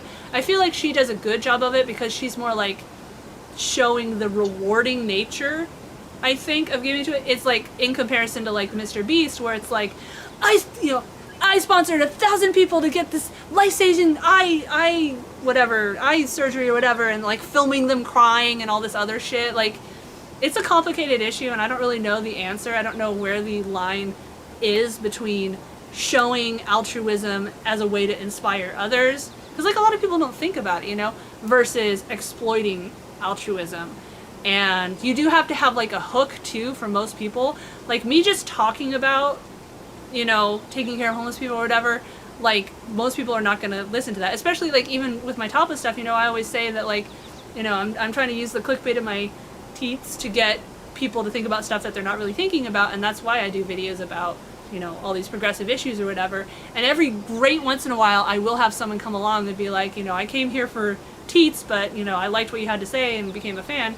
I feel like most of the people that aren't just perverts already agreed with something. Like most of the, obviously the naturist nudists, they came because like, oh my god, here's an attractive female talking about nudism, like we gotta use her. I rarely have people come in that weren't already, you know, supportive of whatever the thing is that I'm talking about. But over on YouTube, we got Jessica Fruss says hi from Chile. Hi from Chile. I don't really like eating chili. Matthew likes chili. I know you're talking about the country, but that just, my brain goes to every spot. We were talking about pizza and stuff, so also I'm hungry. I was too excited earlier to eat. I was literally like excited, like I was excited to get more banned screenshots, honestly. And, like, I was hoping I'd get more, you know, problematic comments so I could, like, go off. But so far, it's just the regulars. Everybody's been polite. What happened? I know, what the fuck? Where are the assholes that will, like, pop into a stream where I'm, like, playing Minecraft with my kid? Where are those guys? What is going on Like for we World scared Naked them all Bike off. Ride? They're almost going to do it last year. Yeah, I know, Kenny does the World Naked Bike Ride too, I think. I don't know, like, I don't have this huge urge to take part in it, and I think it's just because there's not really conversation. It's just an event. It's just a going on a bike ride. And I mean, I guess maybe you do like talk to people while you're preparing for it and stuff, but I'd much rather go to like a topless protest than just riding a bike naked. But I don't know. I should go to it. I mean, it's weird to be like a topless equality activist that doesn't go to World Naked Bike Ride. I do, like, I want to stage my own topless protest. I'm just really nervous about it because I don't want to get arrested and because I don't know how to find other female people that would take part. I'm sure I could find some dudes, but if I'm the only female female presenting person at a topless rally, it's gonna just feel stupid. You know, I don't know. But maybe next year. Maybe next year I'll finally somehow attract some female supporters that live in or near Portland to come. But, okay. Should I just stop the stream? Like, it's only 1:40. Should I go get something to eat? I don't know. Turn this into a mukbang. I'm gonna go get something to eat and you guys can think of some questions. How about that? Got any board games? We need floating board games. Oh. I have board games, but I don't play them very often because I feel anxious about trying to remember the rule. So I've talked about this before, but either with board games, either the people I'm playing with are just as clueless as I am, and so it's like really overwhelming trying to wrap our heads around the rules, or they're really familiar with it, and then I feel bad, like having to ask them over and over about the rules or doing stuff wrong or whatever. I've been really wanting to join another tabletop campaign for a long time now. It's just hard with the kids and all. I still like my idea of doing, well, I don't really want to do a nude, fully nude tabletop game anymore. I want it to be topless because, again, I don't like being used as a figurehead for full body nudity. I'd like to have the right to go topless anywhere men do first. But I really want to join one, and I feel like I've done enough tabletop that I'm not, like Dungeons and Dragons and stuff like that. I've done enough of that I'm not too slow. I do tend to do like rogue classes because magic confuses me. Although I like that they added cantrips in 5th edition because I always felt, it was always like the biggest detractor with playing a magic user before was it's like, when do you use the spell? Because it's like, what if I use the spell for this situation, but then this other situation where it would have been a lot more helpful happens? So I end up saving it, but then like if you don't use your magic, most magic users are basically useless. Like maybe if you cross-class, but even if you cross-class, you're still going to be like weaker than someone who is full rogue. So I'd always go with rogue or ranger. I think one time I had a druid, and I've only played a little bit. I was in one cyberpunk campaign that when I moved, I wasn't able in there anymore, and I actually had Link with me during one of them because he was a newborn. And like breastfeeding and all that. They were fine. None of them were weird about it. I mean, they were all cool guys. But I don't know. Like, I just didn't really like it as much. It was harder for me to wrap my head around like imagining all this sci-fi stuff. So I like fantasy better. But yeah, I want to play tabletop again. So I don't know. Maybe somehow, it could be video form too. And again, like if I'm able to make content out of it, like live stream it and have more than just you three show up, maybe I could justify having a tabletop game, except again it would have to be during the day when the kids are gone, otherwise the kids are going to be fucking annoying, and stuff like that. But yeah, and it'd probably be, if it is topless, it'd have to be on a sex site. So I don't know, maybe I can make that happen. I don't know. I still have big dreams, even though they don't seem to, I haven't figured out how to make most of them materialize yet. Eat and have a pepper. I don't have any Dr. Pepper right now, actually. Protest is good, but I'm weird that I don't like confrontation being a fun... Well, yeah, of course. I mean, for you, it's great because you're like taking part in a protest, but at the same time, you're not really dealing with confrontation. And I mean, again, going back to like wanting to stage a topless protest, I also would want to make sure that anyone I was there with, not anyone, but like have someone there with me who was willing to be confrontational alongside me. Because if I have someone come up and be an asshole, like especially if it's a cop or whatever, I want to have someone with me who will also stick up for me. I don't want a bunch of dudes who already have the right to be topless to just be like standing off all like awkwardly and, you know, while I'm dealing with the cop by myself. So I don't know, it's really hard to be like fighting for topless equality when you could be thrown in jail for it.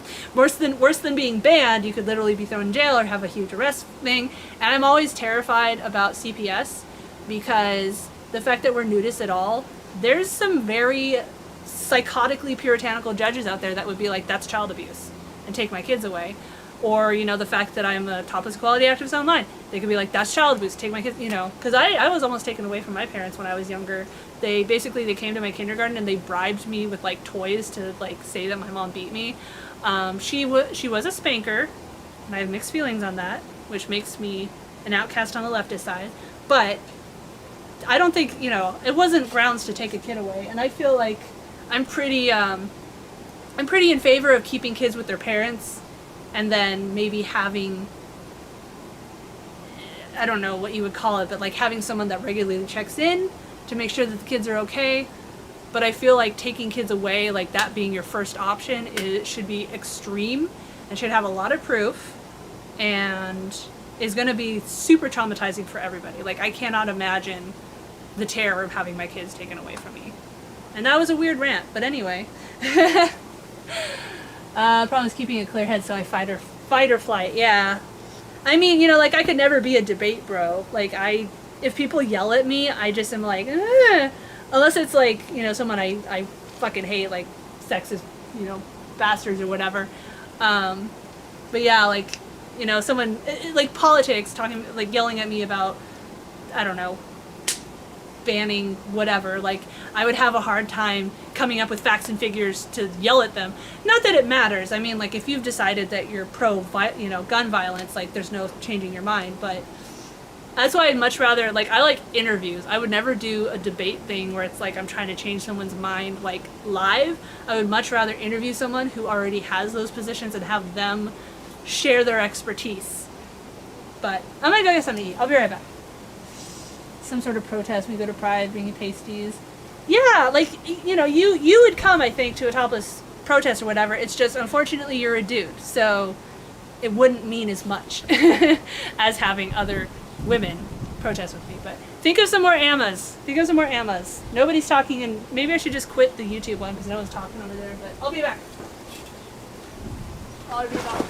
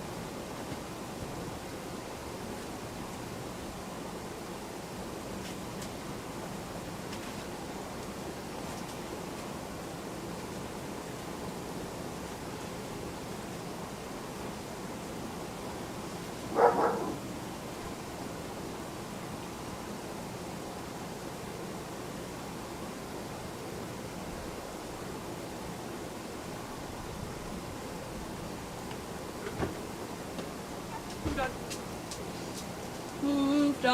Move, dog. Did you bring your phone so you could read OnlyFans mail? I haven't really got a lot of it lately. So I think one of my favorite cups is leaking. So I have to throw it away. Matthew kind of partially broke it a long time ago because, you know, you have to untwist it to wash it. And he was just like, "Bleh!" So it's funny with the water talk thing, like people get shamed for having big cups like this. And it's like, why do you need more than one? It's like, because they get dirty and you have to wash them. Like, I don't know. I actually do like big cups. And I like them to have lids so that there's a little bit of protection if they get knocked over, and also you don't have fucking bugs landing them. I cannot handle, like, even taking the bug out. I'm still like, oh, there was a bug in my drink. Just extra fiber, like my mom would say. I put a pot pie in the microwave. I'll go back in like 10 minutes for it. Let me get a chair. Am I allowed to sit in front of a hot tub, or does that make this not hot tubby enough? This is the weirdest live stream I've ever done. The fact that I'm streaming this on Twitch instead of Joystick is just so weird. But of course, as we keep saying, Twitch is fine with, you know, beheadings and bullets to the brain and stuff, so. Alright. Let's see. Oh wait, dog. I can see, I'm sitting here so I can see the chat. Like to join, are there any national organizations you can part with? Yeah, like Zan said, there was a Free the Nipple one, but they kind of fizzled out. There was there's the Tata Top, but I mean, they're selling a product. And like, I've actually DM'd them and they have not ever answered. So I think they're, you know, famous enough that it's like, oh, if you don't have 1 million subs, you know, we're not going to spend time responding to you. Not so long ago, I would be absolutely like unable to sit here with my belly flab, but you know what? Fuck it.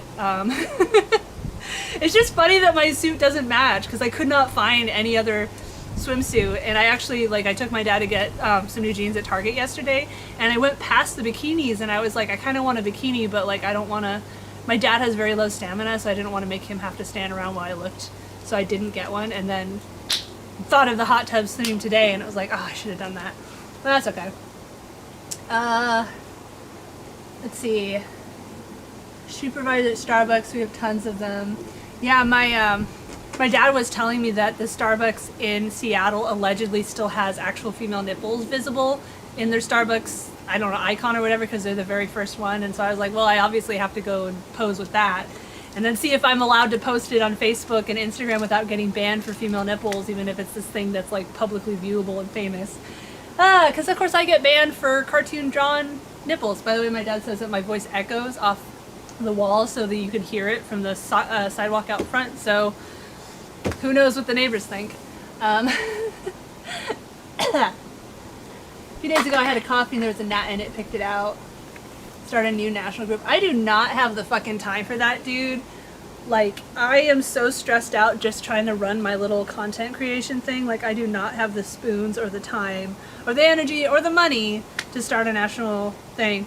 My friend actually suggested that I turn Tapas Topics into a nonprofit, but then I'm like, it's going to be even more complex. Like, I don't know how to fucking do taxes, and I can't afford to hire anyone to do them for me. And like, if it's nonprofit, there's like all these extra rules and everything. So I just, yeah. And I mean, judging by like how I was forced into being the president of the PTA this year because nobody else would even raise their hand, I do not like to be in charge of organizations. So, but I'll happily be like a spokesperson for topless equality. I just literally have never met another topless equality activist. Nudists, yeah, nudists and naturists, and they're all cis men. All the leading people, all the content creator types I've seen, except for Naked Wandering, which is a male-female couple. But all the other ones have been cis men, like Hector Martinez and stuff like that. But no female, no topless equality activists specifically. And like, I would love to make this more of a co-thing, like have like a co-partner that I make videos with, or at least like record, you know, podcast episodes with or something. And I think if it was a trans woman or trans man, that would be like extra perfect, because it's like, then they can straight up talk about the experience of gaining or losing the right to go topless in public. Because I'm cis, I'm not in a position to talk about that, but people put everything recyclable in the garbage. It's hard, probably the garbage and the recyclable, because then I feel like there's more of a chance of just throwing all the recycling away. Definitely putting recycling in the garbage really irritates me. Like I used to be roommates with this guy, but basically in this like sort of frat house of just dumbass, young 20s guys. And I would beg them to keep their cans on the counter so I could collect them and recycle them, because they would just throw it in the trash. And so I would literally dig in the trash to take them out. But yeah, I feel like if there's too much garbage in the recycling, then the recycling people are just going to throw the whole thing in the garbage, because they're not going to take the time to sift it. Of course, stuff keeps coming out about how even most recycling just ends up in the dump. Like, it's a lie.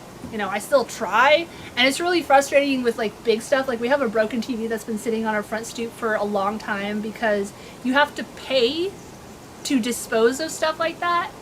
And it's like, and then you have to get it to the recycling spot and everything like that. And it's like, dude, if you want people to properly dispose of things, you can't charge them to recycle it. People are not going to do that. Most people are too lazy to fucking put the recycling in the bin if it's included. But you actually want people to pay to recycle something properly, you're not going to do that. So it's just sitting in our front yard. Never thought to check. If I'm there, I will check to see if Starbucks' nipple is there. Non-profit taxes are a pain in the ass. Yeah, exactly. Like, I don't even fucking know how to do my taxes. Like, I always basically just do the basic deduction, because even when I do try to itemize, it never really adds up to much. And I'm so nervous about, like, even if I use, well, especially with content creation, because the fact that I don't get paid for this, it's like a hobby. Like, my husband's the only one that has like the real income, and so I'm really hesitant to take anything off, even if I only use it for like content creation. I'm hesitant to take it off because I don't know if the IRS is going to be like, what, you took this, gaming computer off of your taxes? You're not allowed to do that, or my art shed or whatever. And it's extra complicated now because my dad lives with us, and he gets Social Security, and he gets the retirement left over from my mom, who died 2 years ago. And we just put it in the same bank account because it's like stupid otherwise. Like, what is he doing, gifting all the money to me? And so when I'm doing taxes, like, do I count the money under his, and then like what do I qualify it as when he pays for stuff that I'm using, that like childcare or whatever? Or do I put it under mine as income, but then how does it affect my dad? Like, it's so fucking stupid. Meanwhile, you got like Elon Musk with like 10 yachts or something, and they take the yacht off their taxes or whatever. Like, it's all fucked up. It's all stupid. I'm not anti-taxation because that's how you pay for things like paved roads or whatever, but it's definitely corrupt as fuck who does and doesn't pay taxes. I mean, look at how we're about to default on the national debt because of fucking Republicans refusing to accept anything that doesn't they won't let billionaires be taxed. They want to like cut all these social programs, and Democrats are just like, well, I don't know what to do. And so yeah, either we're going to default and crash the world economy, which is already suffering, or Republicans are going to get everything they want and cut, social spending programs for like what we even have. They're going to cut social spending programs for lower income people, and they are going to continue to not tax billionaires. Gotta get out of this piece of shit country because it is a fucking sinking ship. It's been a slowly sinking ship for many years. And I mean, it was this country, in the metaphor of a boat, was already built full of holes, with like black people filling their holes, with the fingers, like the finger in the dike, and we've just been getting more and more holes, and so the ship is sinking faster and faster. And now even the middle class is starting to be like, wow, this boat is full of holes. Meanwhile, you got all the rich people that are like, I'll just keep hiring people to fill the holes. It's not a terrible metaphor, but yeah, we're gonna wrap that up. But every event has recycle in the garbage. Yeah, exactly. Dungeon. One garbage can recycle for 2 houses, jeez. Trig is being rich enough to have an accountant. Yeah, exactly. An accountant that can like break the tax stuff for you. So I'm gonna have to like make or figure out some kind of taller desk to put my computer on in the future, because like I said, I have it on a step stool right now, and so I'm like trying to look through the bars. We lived in Denmark. They had machines you put your cans and bottles into. It would work out what they were and spit out money at you. That is amazing. I would love that. Or like in Japan where they have like the garbage, the recycling, and then the incinerator. And I'm not a scientist, but I feel like there should be something where you burn shit and then have like chemicals or a scrubber or something that takes the harmful stuff out of the resulting smoke. I feel like that would be easier than just having, you know, all these dumpsters, especially since you actually are generating all this like harmful stuff with the stuff rotting within the dumpster. But of course it costs money to establish that, and why do that when we can just keep sticking our fingers and going la la la, there's no such thing as climate change, la la la, which is what we've been fucking doing this whole time. Tax accountants make big money here in the New York capital region. Yeah, of course they do. Continuous growth of capitalism works, grow till it is collapsed and then it can grow again. Like a phoenix rising from the ashes. Yep. Oh man, or like a lawyer. If you're gonna fight against corruption, you need a lawyer, and it's like, who can afford to hire a lawyer if you're not already corrupt? I wonder if my pot pie is done. You guys are supposed to come up with more questions, and you haven't come up with more questions. So far this is basically just like any other stream of mine.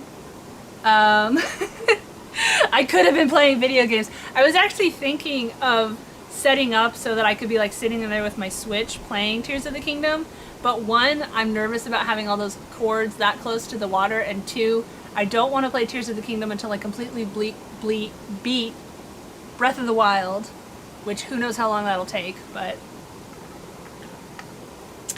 I did watch some gameplay of Tears, so I'm already like somewhat spoiled, but another Prime subscriber, yay! What's in the pot pie? It's just a chicken pot pie with Marie Callender's thingy. I just was like, I don't know what to make. That's another thing that's really annoying with the content creation thing or whatever, is that like, my husband gets home at 3:30 or 4 if he picks Aiden up from daycare, and so all the kids are home by 3:30 or 4, and my office is like up there or whatever, and it irritates my husband if I'm just like up there working while he's downstairs dealing with the kids. So basically as soon as 3:30 hits, I have to stop everything, and then I can't work at all in the evening. And he also would prefer I have dinner ready, and I don't like doing like just frozen pizza every night, so I'll try to like actually cook a meal. So then I have to stop at like 2 or 1 so that I can prep the materials and cook dinner so it'll be ready by 3:30. So like, I just don't fucking have, you know, wait for the school bus to show up at 9, then drop Aiden off, get home by 10, and then I have from 10 to like 1, 3 hours, excuse me, to film and edit videos, write script, post it online, deal with my dad's and family's finances, call the bank, schedule dentists, clean house, you know, just fucking, I know there's other people that do far more than I do, and so I feel bad griping about it. And I mean, it would help if I wasn't tired and headachy all the time, but that's my own fault for, you know, staying up too late reading webcomics. But yeah, it basically, as soon as I can get rich, all my problems will go away. Except for climate change and getting shot in public. Those are probably still gonna be a thing, but I put pineapple. Dude, I don't understand the hate for pineapple and sausage on not sausage, ham. I think it would taste weird with sausage. I don't really like pepperoni and stuff, personally. I'll eat it, and like cheese pizza is the most boring thing possible. Honestly, I think the best pizza is goat cheese and spinach, but it's hard to find. It's rare to find that. Goat cheese, spinach, and mushrooms. It's not a competition to have it the worst. I know, and like leftists will say that, and like logically I agree. Like when someone's complaining about whatever it is, I don't feel the urge to jump in and be like, people are dying in Africa, but it's still like we have it drilled into us, like, you're so fortunate, you're so privileged, you know, I'm cis and white and make enough income off my husband's job and my dad's social, that here I am playing on the computer instead of working a real job. But Pizza Hut, I haven't been to Pizza Hut in a long time. I honestly don't really go to pizza places very often. Funny story with that. So in the PTA, we before I went to the school, used to have movie nights. And so this year they brought them back, and one of the teachers has a deal with Papa John's to get the pizzas for a discount. And so they would do it.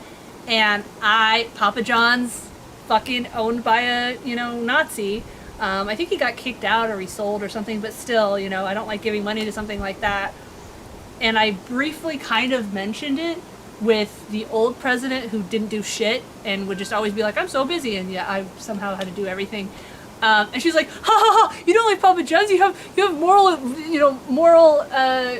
whatever it was, whatever way I said it, I was like, I have a moral problem with Papa John's or whatever. Oh, you have that? That's so funny. She literally said, that's so funny. Yeah. Everything's political. Honduras Pizza Huts, instead of the Parmesan cheese shakers, they have goat cheese. That sounds wonderful. I love goat cheese. I love bitter cheese. I hate like American cheese. It's so gross. I do like so Stouffer's mac and cheese for some reason is just really good and tastes different than any other mac and cheese, and I'm sure it's really bad for you, but like every now and then I'll get that as a treat and I love it. But yeah, I'm picky about cheese. I like Swiss. I like, what is it called? It's like gouache, something like that. I can't remember. Gruyere. I don't know, something like that. I had it a couple times because a recipe called for it and I was like, this is amazing. I haven't had anything too exotic. I've never been to like a cheese shop, but it would be fun to go to one. But yeah, I love goat cheese. I like brie, except that I don't like dealing with the wax, but it's like too soft if you take the wax off, and I can get sick of it pretty quickly. I don't know. Man, I'm hungry now. The only real pizza have this and this on it. There's mashed potato and corn pizza. Pizza with caviar. What? Gruyere. That's it. Yeah, I really liked the Gruyere when I had it. Well, so Japanese, okonomiyaki is basically like Japanese pizza, but they'll put like all sorts of stuff on it. And when I was in college, I made friends with some Japanese ladies whose husbands worked at like SDSU and stuff like that, like they were scientists or whatever, and so the wives would be home all day with the kids, and I would come over and I would practice Japanese and they would practice English, and they would make all this Japanese food for me. It was so good. Of course, I felt really awkward speaking Japanese because it's like embarrassing, but like they would speak English and they were so much better at English than I was at Japanese. But that was really nice. I miss that. One of them had this baby that cracked me up because this baby was always foraging, was always eating. Anything you ate, the baby would like crawl up and try to eat it out of your hand. Yes. Okay, I'll go get my pot pie. Freaking mukbang, man. I'm not grossed out watching people eat. I hate the sound of like slurping and everything like that. That drives me crazy, like misophonia. But I mean, I don't know. But again, getting back to like content warnings on Mastodon, a lot of people will block you if you don't put a content warning on food pics because it's triggering for people with food, whatever you call it, disorders.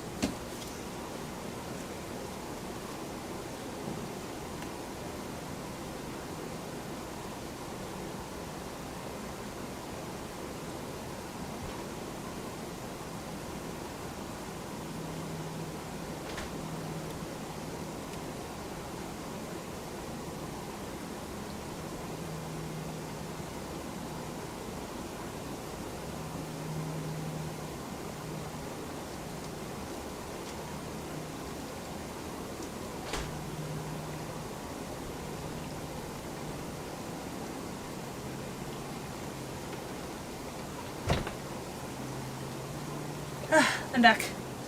I don't have anywhere to put this and it is hot, so hopefully I don't burn myself. Fortune cookies. You'll be awarded some great honor. Just some honor, we don't know what. God, it cracks me up when people talk about horoscopes or whatever. I admit, it makes me think less of them. I'm like, that's adorable, you believe whatever you want, but if you literally think that your life is impacted by, like, some planet being next to some other planet, then I don't know what to tell you. I wish that there was actual meaning like that instead of the existence being a meaningless void. I'm a very cheerful person, you might have noticed. Beauty in its various forms appeals to you. Well, that's fucking vague. I don't know. I guess it's better than you will be awarded some great honor. That's just funny. It's like Scorpios or whatever. I liked in OkCupid you had the option that was like your attitude towards horoscopes. It was like, I like it and it's fun to think about or something, instead of like, and I structure my life about it, versus I don't care about it at all. I did use it in The Sims, the earlier Sims. You would use it to kind of pick the personality for your Sims. I don't know how much it actually affected it though, because I would always max tidiness for all my Sims, so they'd clean up their own shit, and it never worked. They would just like they'd finish a plate and put it right on the floor. Speaking of Sims, I got my matchmaking results back for VidCon, and when I submitted it, I had to pick 15, even though there were only like 4 on there that I was even interested in getting. And I got Lil Simsy, who does Sims gameplay, and I only put her on there because my friend recommended her. And I guess she's like a leftist and kind of funny or whatever, but I'm gonna have to watch some more of her stuff because I don't even know what to ask her. And I feel bad because like my friend is the real fan, and I don't know if there's a way I can like give her my spot. And then Call Me Chris, who is this really funny, she does like video reaction stuff, kind of like Curtis Connor or whatever, and she lives in Toronto, but she recently put up a video that was like very unusually emotional, where she was talking about how she has to move, even though she loves her house, she has to move to another house because she'll have like strange men show up at her door, or like fly drones over her house, or send, you know, pizza orders to her house and everything, like she's stalked. And I mean, that is the thing about being famous, is you're gonna get a lot more stalkers. I've been really lucky so far. And so like that gives me something to talk to her. But it's only the meet and greet where you like get a photo and then you get ushered along. You don't really get a chance to talk to them. And then I forgot who the third person was, and then the fourth person is like a fat acceptance person that I haven't really watched her videos. She's on TikTok, and I don't really watch a ton of TikTok, but so I'm gonna have to watch some more of her so I know what to talk to her about. Like I said, like there were only like 4 people on there that I was interested in, and then I just had to fill in the rest, so I was just like, and I don't have to go to the things.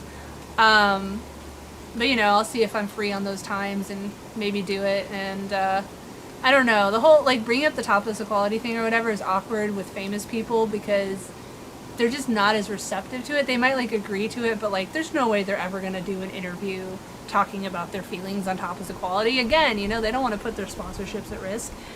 But I don't know. We'll see how it goes. Dealing with headaches. If it's okay, can you ask us different things you've tried to mitigate it? Yeah, it's kind of a blur. I was keeping a journal where I'd write everything in it. I tried a couple of different neurological drugs that were supposed to be like for treating migraines, but it's not really a migraine. It's this like pressure feeling that just like pushes on this one side, and it's really hard. It's not really pain. It's just this like, the way I try to describe it is, you know, like when your leg has been in one position for a long time and you step up and you get like pins and needles. It's like that feeling, but here, and it's always here. And like sometimes I'll push on my temple to try to treat it, and that doesn't do anything. That just makes it hurt more. It also feels like it's definitely like in my brain. Like you can tell it's not muscles or anything. It's in my brain. But yeah, they had me do that. They had me do 12 weeks of physical therapy. They had me do 12 weeks of chiropractic, which was actually more about like how to lift things properly. They didn't really do much bone readjustment. I used to do acupuncture, and I told myself it worked, but I don't think it actually did. I think I was just desperate.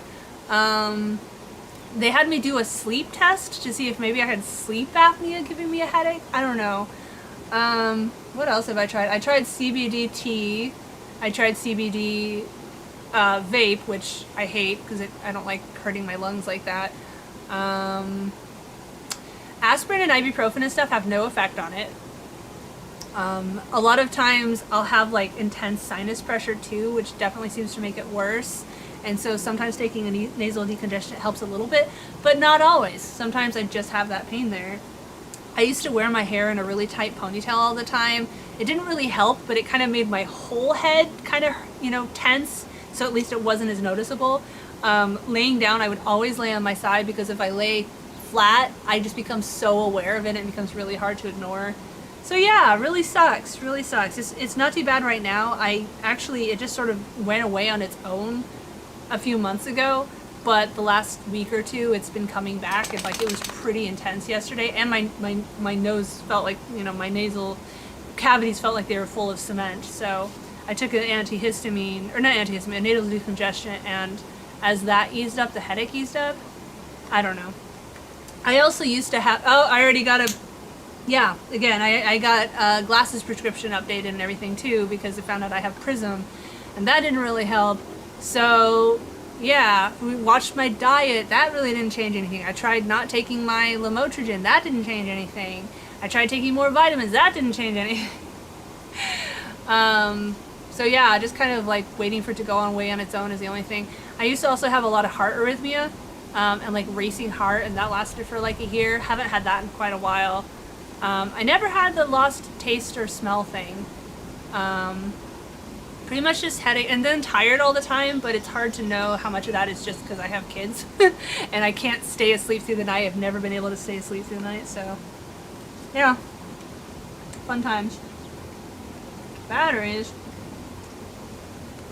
At least with celebrities, you'll never get to meet them again. Not supporting your topless wouldn't mean long-term consequences. Yeah, that's true. I don't know. It's just kind of frustrating because it's like, if a single one of these internet celebrities did a video with me talking about like tops of quality or whatever, most of their fans wouldn't come over, but still I could get such a spike in new viewership that I've never been able to achieve on my own. And I mean, you look at all these people that are famous now. Well, TikTok is different because TikTok like just pushes such new stuff constantly in front of people that it's really easy for someone to go viral overnight. But then there's no sustained usership because they keep pushing new people, so people don't really see your stuff as much. Plus, views on TikTok mean nothing. But I mean, they mean something for sponsors, because then they're like, oh, you got 1 million subscribers, I'm gonna have you sell some stuff, blah blah blah. I'm guessing from looking at other people, not me. But yeah, like YouTube celebrities and stuff like that, like you look at their most popular videos and so often it's a collaboration they did with another famous person, obviously. So, I don't know. Plus it would be fun. I just would like to have more people involved in the videos just because it's more fun doing it with more people. Anyway. Ah, hot. God damn it. Don't tell anyone. There. The chlorine killed any germs.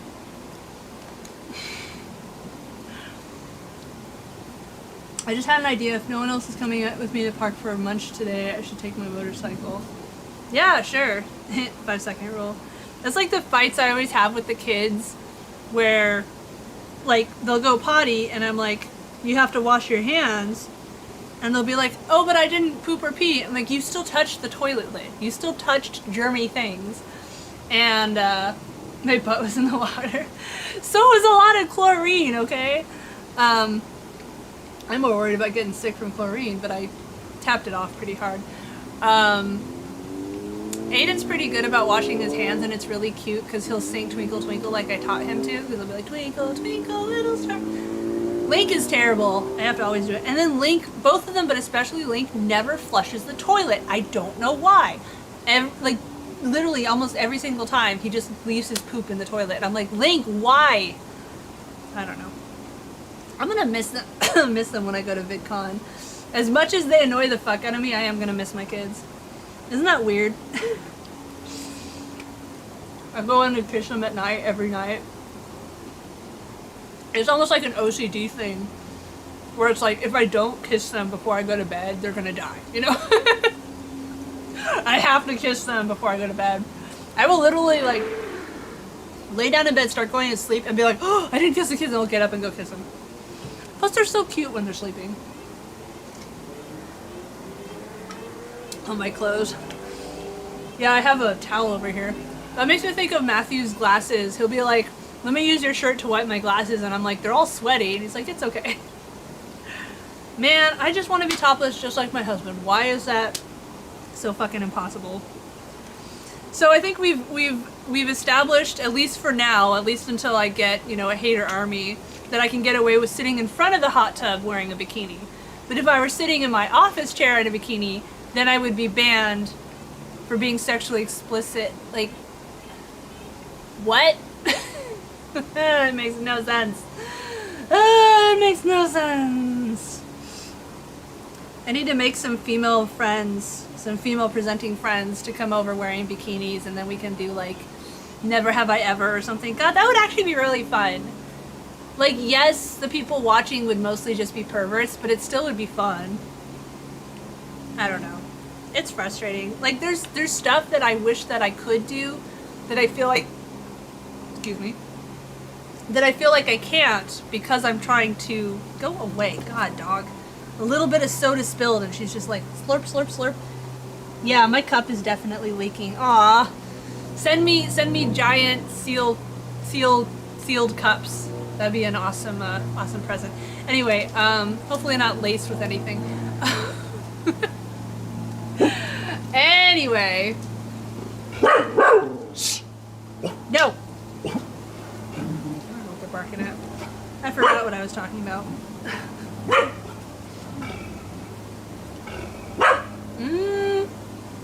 I don't know if I would. I don't know if I'd get away with it. I mean, there's, you know, cosplayers that get in trouble for wearing the cosplay top. Basically, the rules don't make any sense, are not applied evenly at all, but,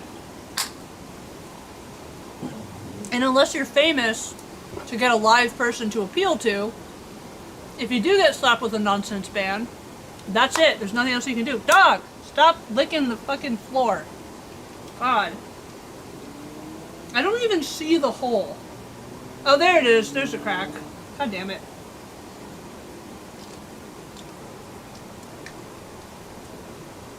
Oh, hi. Wow, we're getting a couple of people from Mastodon today. That's unusual. Ew. Okay. Ooh, did we get our first hater? I think we got our first hater today, everybody. Okay, one in your post was boosted work by remote, about half live off calendar by. Well, when I first started dating my husband, he introduced me to, God, dog, stop, that's gross. She's just slurping the slow drip of soda. Anyway, yeah, he introduced me to TV dinners, which I had never had before, and most of them taste terrible. But we used to always go to the dollar store that he lived near because I moved in with him, and he was in a fairly remote, small town with an apartment complex, and I'd actually never really lived in an apartment before that. I lived in condos, but just not an apartment. And so we would always go to the dollar store, and we would get TV dinners, and we would get $3 barefoot wine. He also introduced me to alcohol to a degree that I never drunk before, but you know, since I have kids now, I don't really drink that often. At least not to the point of drunkenness. Yeah. But, you know, I don't really eat them anymore because they're really bad. And like, I get mad at Matthew because he'll eat ramen all the time. Like, I'll even make food, you know, nice, nutritious, home-cooked food, and he'll eat a huge plate of that, and then he'll eat ramen. And he's pretty chunky, and he's getting more chunky, and he does exercise a lot at work, like he's constantly walking and doing stuff, but I don't know, it'd be nice to have a muscular husband, nice, strong, fit, muscular husband. I mean, like, clearly, you know, I'm not one to talk. He's always like, you're beautiful, blah, blah, blah, but by societal standards, well, I don't know, with this body positivity, if I had perfectly clear skin and no hair, then I would be body positive, capitalism approved body positive. We have Fairmount pot pies. If you had the spoons, but they're hard to come by. Yeah. Beyond Beef. What is Beyond Beef actually made out of? Is it like bean paste or something?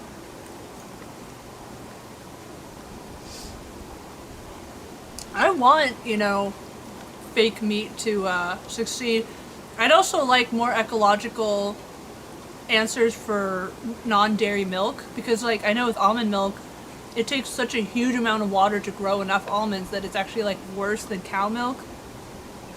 But cows are bad for the environment because of all the methane, Plus, you know, a lot of people are lactose intolerant, and I haven't really bought cow milk in months, partly because, again, the dairy is bad for the environment, partly because Matthew has a hard time digesting milk, and partly because my fucking dad will drink a giant cup of milk every day. The kids will always get cereal, and they'll put too much milk in it. Like, people just go through milk so fucking fast, and my dad is in denial about it, because he's like, oh, I only have a glass of milk at night. I'm like, yeah, that's a lot, Dad.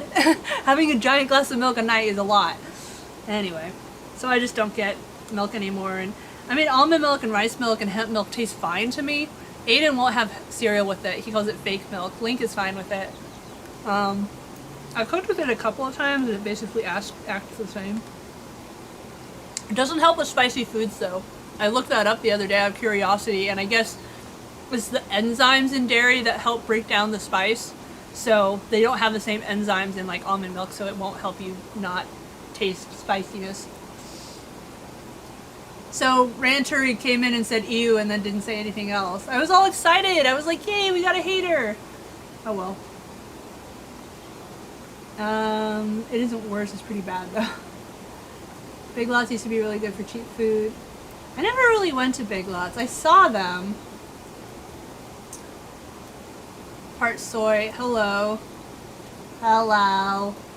Beyond Beef is mostly pea protein and coconut oil. Hemp milk is one of the most eco-friendly. Well, thanks for letting me know. I don't know the price difference. I haven't really looked at it. We used to get vanilla, but like, you know, then you're locked into that flavor. And plus with cereal, vanilla almond milk makes it way too sweet. Coconut oil makes me think coconut milk, which is funny because there was this small convention that would happen at the same time as San Diego Comic-Con, but several streets away, in this really old 3-story building plus rooftop that had an elevator, but it didn't work very well, so you were supposed to not use it so disabled people could use it. So you had to go all these steps to get to the different rooms, and they didn't have AC, so it was super hot. Anyway, called GamerCon, and it was really small, but like 1 or 2 years they got sponsored by some coconut water company, and so they were trying to give it away. Like at first they were trying to sell it, and they couldn't sell it, so then they were trying to give it away, and so people would get one and they drink it and be like, whoa, throw it away. So yeah, I have not had non-disgusting coconut water yet. Can we be friends? Okay. If you're familiar with oh, you weren't here. I was just talking about tabletop gaming before I went off to get my pie. That's funny. The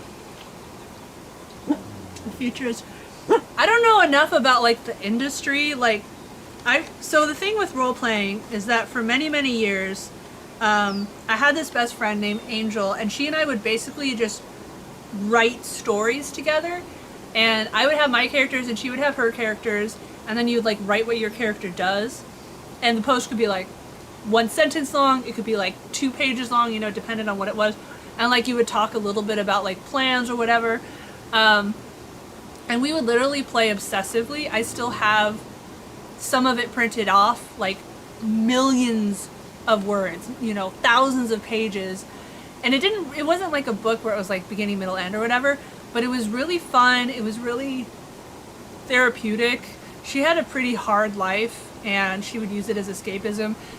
She would actually kind of guilt trip me the couple of times I didn't want to play, and it was pre-smartphone, so you basically had to be at the computer to play. So, you know, there I am tethered at the computer.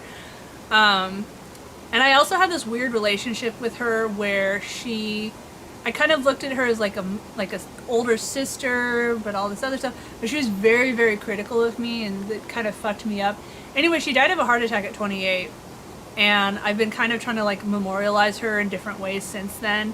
Like my second son is actually named after one of her roleplay characters. But like I did that way more than I ever did tabletop. I did play tabletop over the years, mostly D&D. I don't like having to think too much about the rules, and I like to have somewhat of a buffer.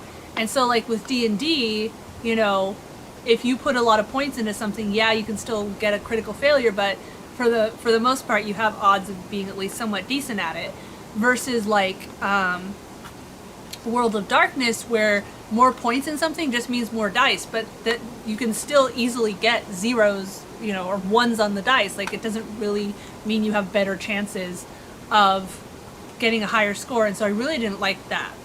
And also, like, I get overwhelmed with rules really easily. A lot of tabletop games and just board games in general feel like doing taxes to me.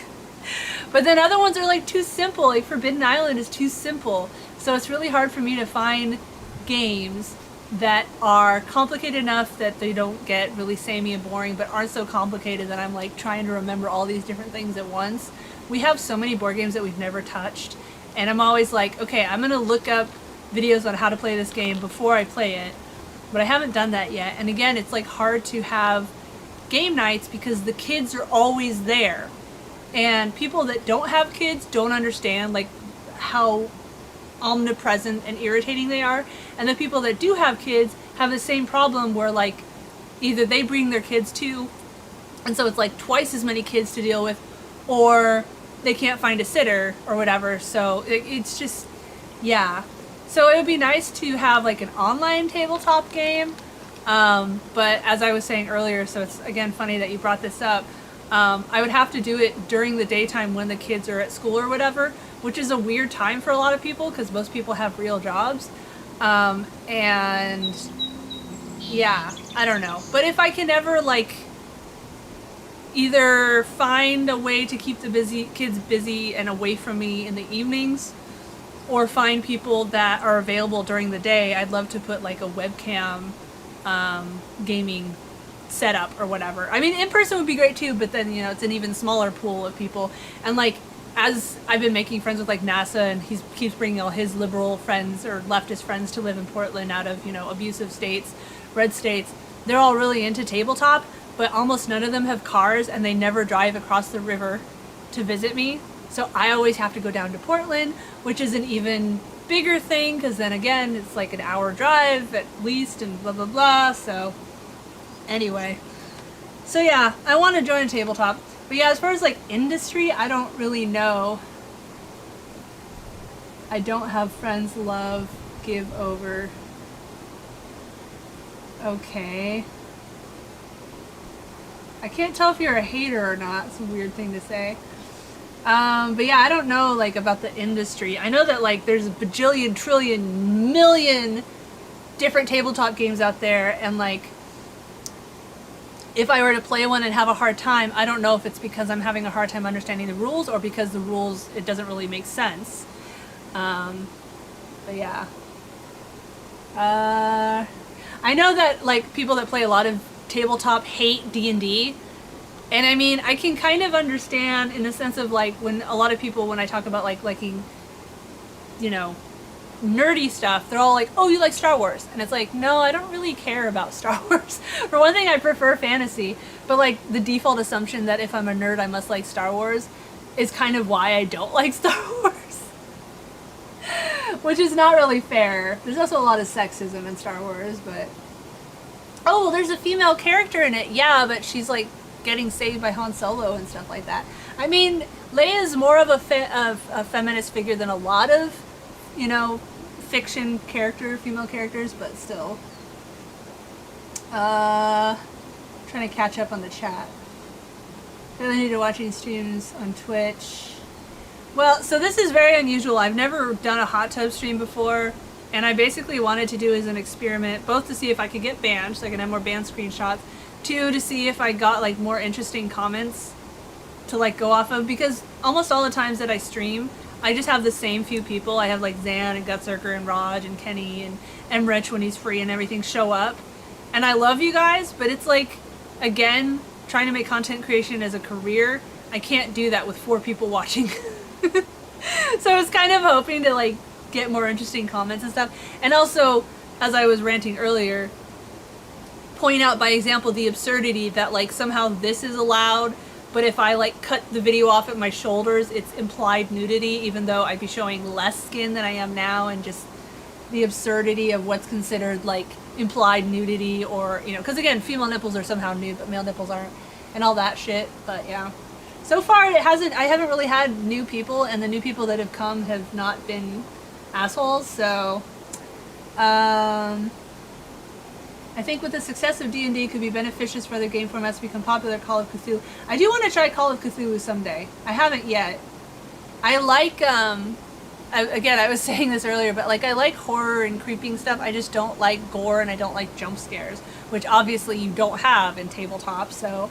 3 messages were deleted and you timed out Damu. What did Damu say? I mean, obviously they were like, hello, so they're probably going to be a pervert, but mowing your lawn with shirt and pants because you don't want the silent judgment of your family. Get your fanny out. Daytime TTRPG for folk who have kids or night shop could be done.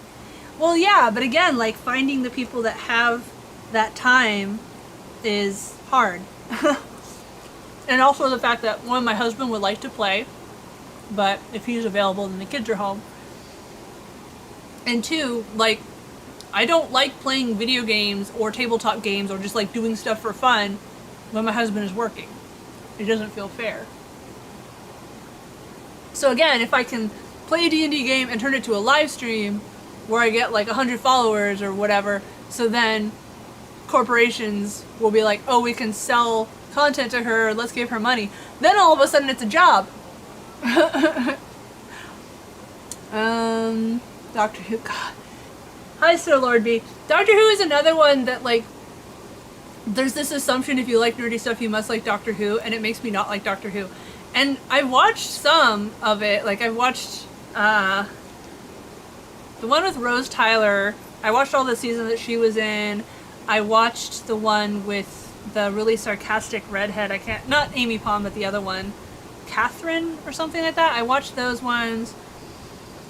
And I think I watched the first season with Amy Pond. Yes, I think of it with the companion more than the doctor or whatever. But I just kind of stopped watching. Matt Smith I found Matt Smith's version of Doctor Who very off-putting. I don't know. I didn't sympathize with him. Like, David Tennant was really good. I really like David Tennant's portrayal. And I love that David Tennant plays the voice of the bad guy in Ark, so shows his range of, types of characters he can play. But, and I haven't tried any with the female doctor, and I haven't tried any with the really old guy, who I guess used to be the doctor before and they brought him back or something like that. I don't know, I just haven't tried him. There's a lot of shows I haven't watched. Doctor Who's also pretty silly.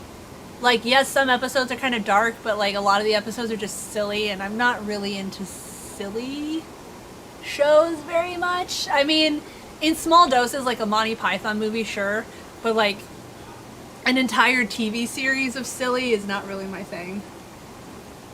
Oh, hi, I'm Rich. It's okay, I was just shit-talking you earlier.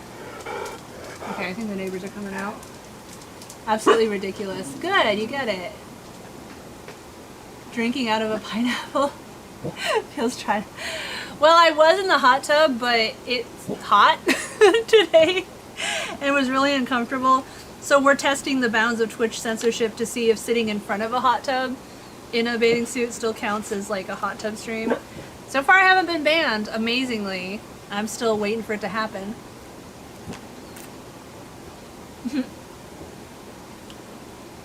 I did like Captain Janeway. I thought she was a badass. And I liked the concept of Data.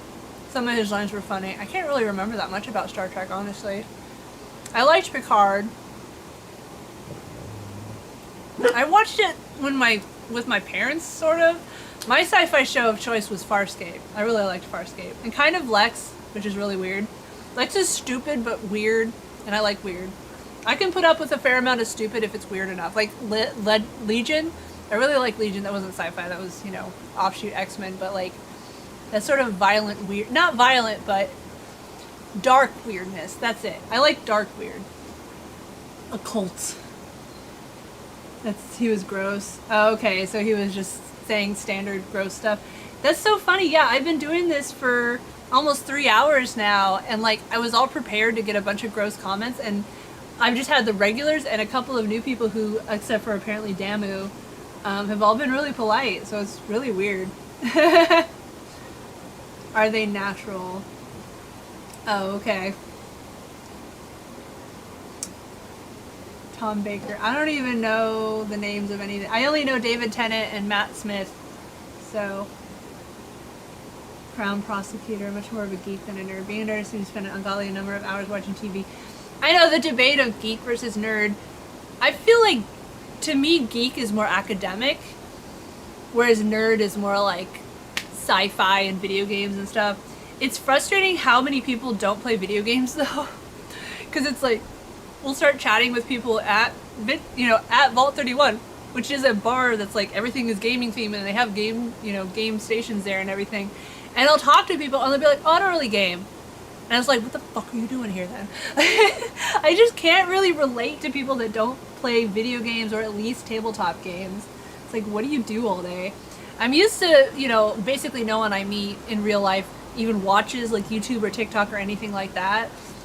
So finding people like that I've accepted is really hard. But yeah, if you don't play video games or tabletop, or at least like watch, fictional shows, not just like reality TV or whatever, or Law and Order, like I have a hard time relating to you. Especially with the parents too. It's so hard to find nerdy parents. As I've lamented before, it seems like all the nerds that I meet hate kids, and all the parents aren't nerdy. And it's just, where are the nerdy parents out there? I was in the pool for a bit. Yeah, maybe. I mean, who knows, right? Like, who knows where the line is? Like, I'm not, like, if I'm in the hot tub but only my toes, does that count as a hot tub stream? Or does the hot tub just have to be, like, in the background? Like, if I was to have my kids behind me, would that suddenly make this inappropriate? I mean, I would be watching my language a little more. I do try to be a little coded talking about stuff in front of my kids, mostly because they don't understand, like, you're not supposed to talk about this, or you're not supposed to be naked in front of other people or whatever. So, but mostly I don't want them to be on stream because they'll fight, and then I have to yell at them to stop fighting, and I'm like nervous people are gonna be like, "She yelled at her kids, she's abusive." Anyway. The hot tub just has to be there, and you have to have been in it at some point. But see, like, if a Twitch mod popped in right now, like, how would they know if I ever was in the hot tub? It's so stupid! It's so stupid. For secular reasons. I like that. I like that you stipulated that you homeschooled them for secular reasons. Because, yeah, I know most homeschooling people you hear from do it for religious reasons, and it's just like indoctrination. Much about the category you're in. Have suntan at public pools in a thong. Never get in the water, don't get banned. In case be worried. Yes, I mean, Gutzerker knows, but just for the new people, I have been fighting for topless equality for 10 years, and I have been banned to a degree that nobody else is on every platform you've heard of, and some you haven't. You can go to toplesstopics.org/banned and see only some of the screenshots of many times I've been banned. For showing far less skin than a lot of other people that don't get banned.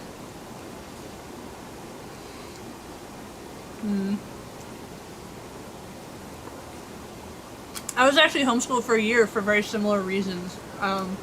Yeah, my whole childhood I was bullied a lot. And one year my parents just took me out of school and homeschooled me. And I mean, I was always a loner. And then eventually I went back to school, and I don't really know why. I think the principals did a little bit to help, but it was just like they didn't have the resources to really protect me. My neighbor's kid here apparently gets bullied at the school that he and my sons go to, or my older boy goes to, and starting next year both boys will go to. And like being in the PTA, like I've talked to the principal a lot, and she seems like she really cares. So I'm not really sure like how her son is getting bullied. She probably isn't telling the school. I don't know, but her kid is definitely one of those that like gets emotional very easily. And I mean, some people are like that, but it's like with my sons, I'm always trying to get them to like understand that some people get very emotional very easily. and you might not mean to make them upset, but like just don't talk to them. If they're getting emotional, just walk away, and maybe talk to them when they're calm. But like some people, you can't be friends with everyone. Some people are just not going to be friendship material, when you're like loud and boisterous. And I mean, my husband's very loud and boisterous, and I actually wish he was a little less loud and boisterous with the kids, because like he'll mess with them a lot, like tease, not mean way, but like tease them, and be physically what's the word, like pretending to sit on them and stuff like that. And I mean, they'll be giggling or whatever, but he'll like whip them all up like excitable right at bedtime, and I'm like, can you please not? Anyway.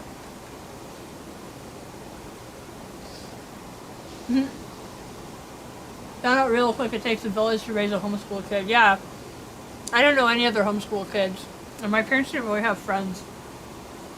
Like, they were kind of in the same situation where they had, like, work friends, but they didn't have come over and hang out friends. But, well, I hope it works out for you that your kids were homeschooled. Also, I was an only child, so, maybe it would have been different if I had a sibling. Most private schools here seem to be Christian schools. Assume mostly homeschool do it for secular reasons. Yeah, no, I mean, there are people that do it for secular reasons. It's just like this whole like school choice shit or whatever is mostly driven by religious people. And now like the Supreme Court just literally ruled that religious schools can also get school choice money. Like the government will pay you or pay the school to take your child so they can be religiously indoctrinated, which is really fucked up. You may have noticed that what we have still have of what do you call it, separation of church and state is getting flimsier by the minute. You love being an only child. Well, do you have cousins and stuff that you see though? Because like I didn't really have cousins or anything that I would see often. When I did see cousins, they were all like older and stupid and going to jail all the time and stuff, so I don't have any family. And like, yeah, my parents didn't really have parent friends.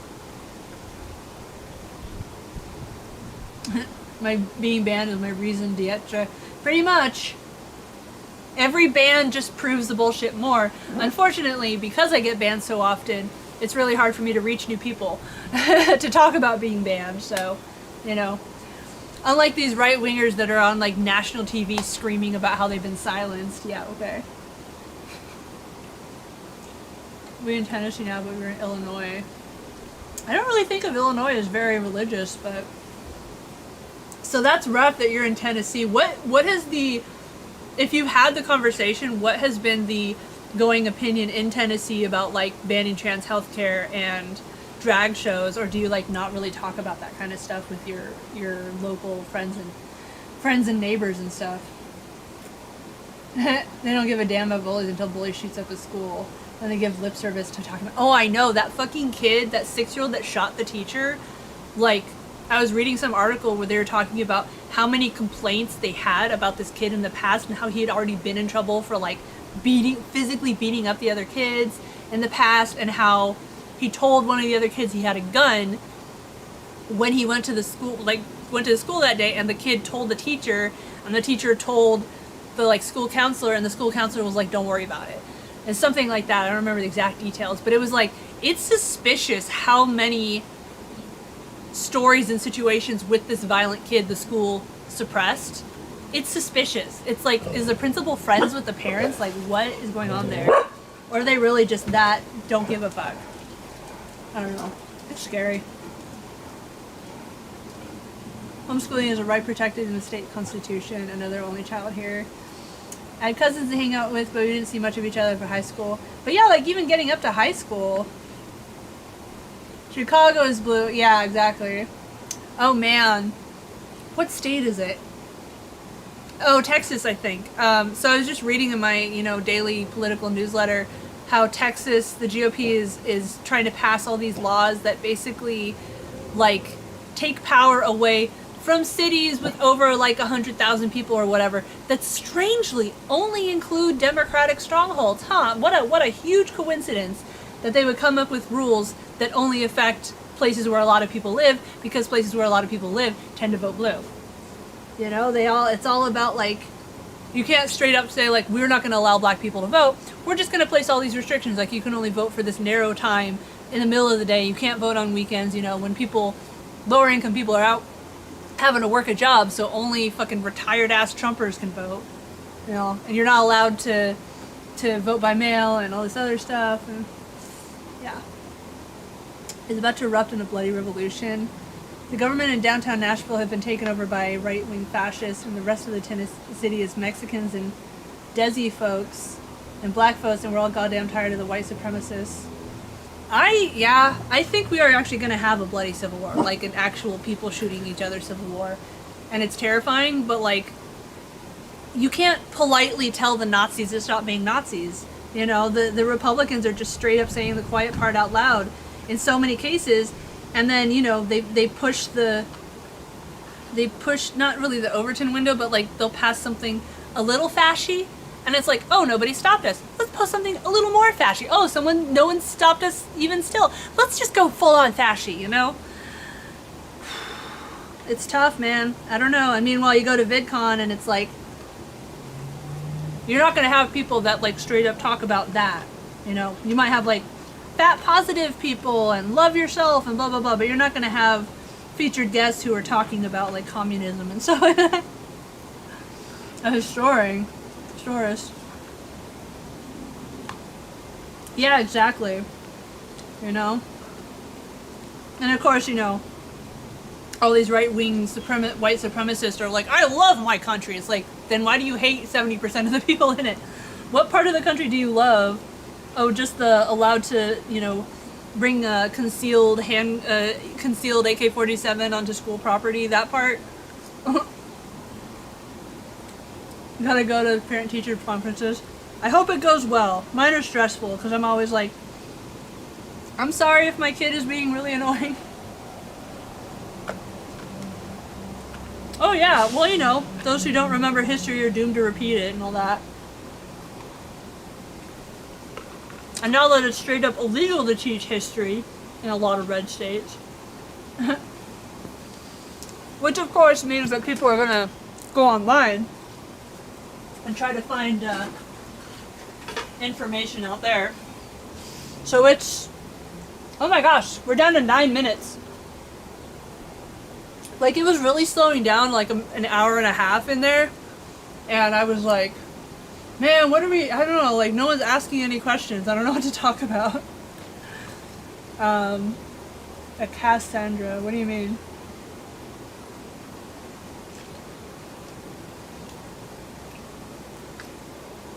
I don't know what a Cassandra is.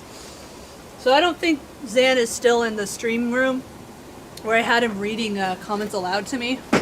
I kind of want to get back in the hot tub just for a little bit now that I've cooled off. Here. Oh, okay. Alright, I'm going to get back in the hot tub for a little bit. We'll stream for like, I don't know, another 10 minutes, 20 minutes, whatever. It depends if people stop. Cassandra is a predictor of doom from old Greek. Oh, okay. I thought maybe it was a thing about California since he capitalized CA. Yeah, I don't know. We'll stream for like another 10 minutes. If you guys actually throw some interesting questions out there, we can stream for longer. I just can't stream past 3:30 because, you know, kids and all. But, alright.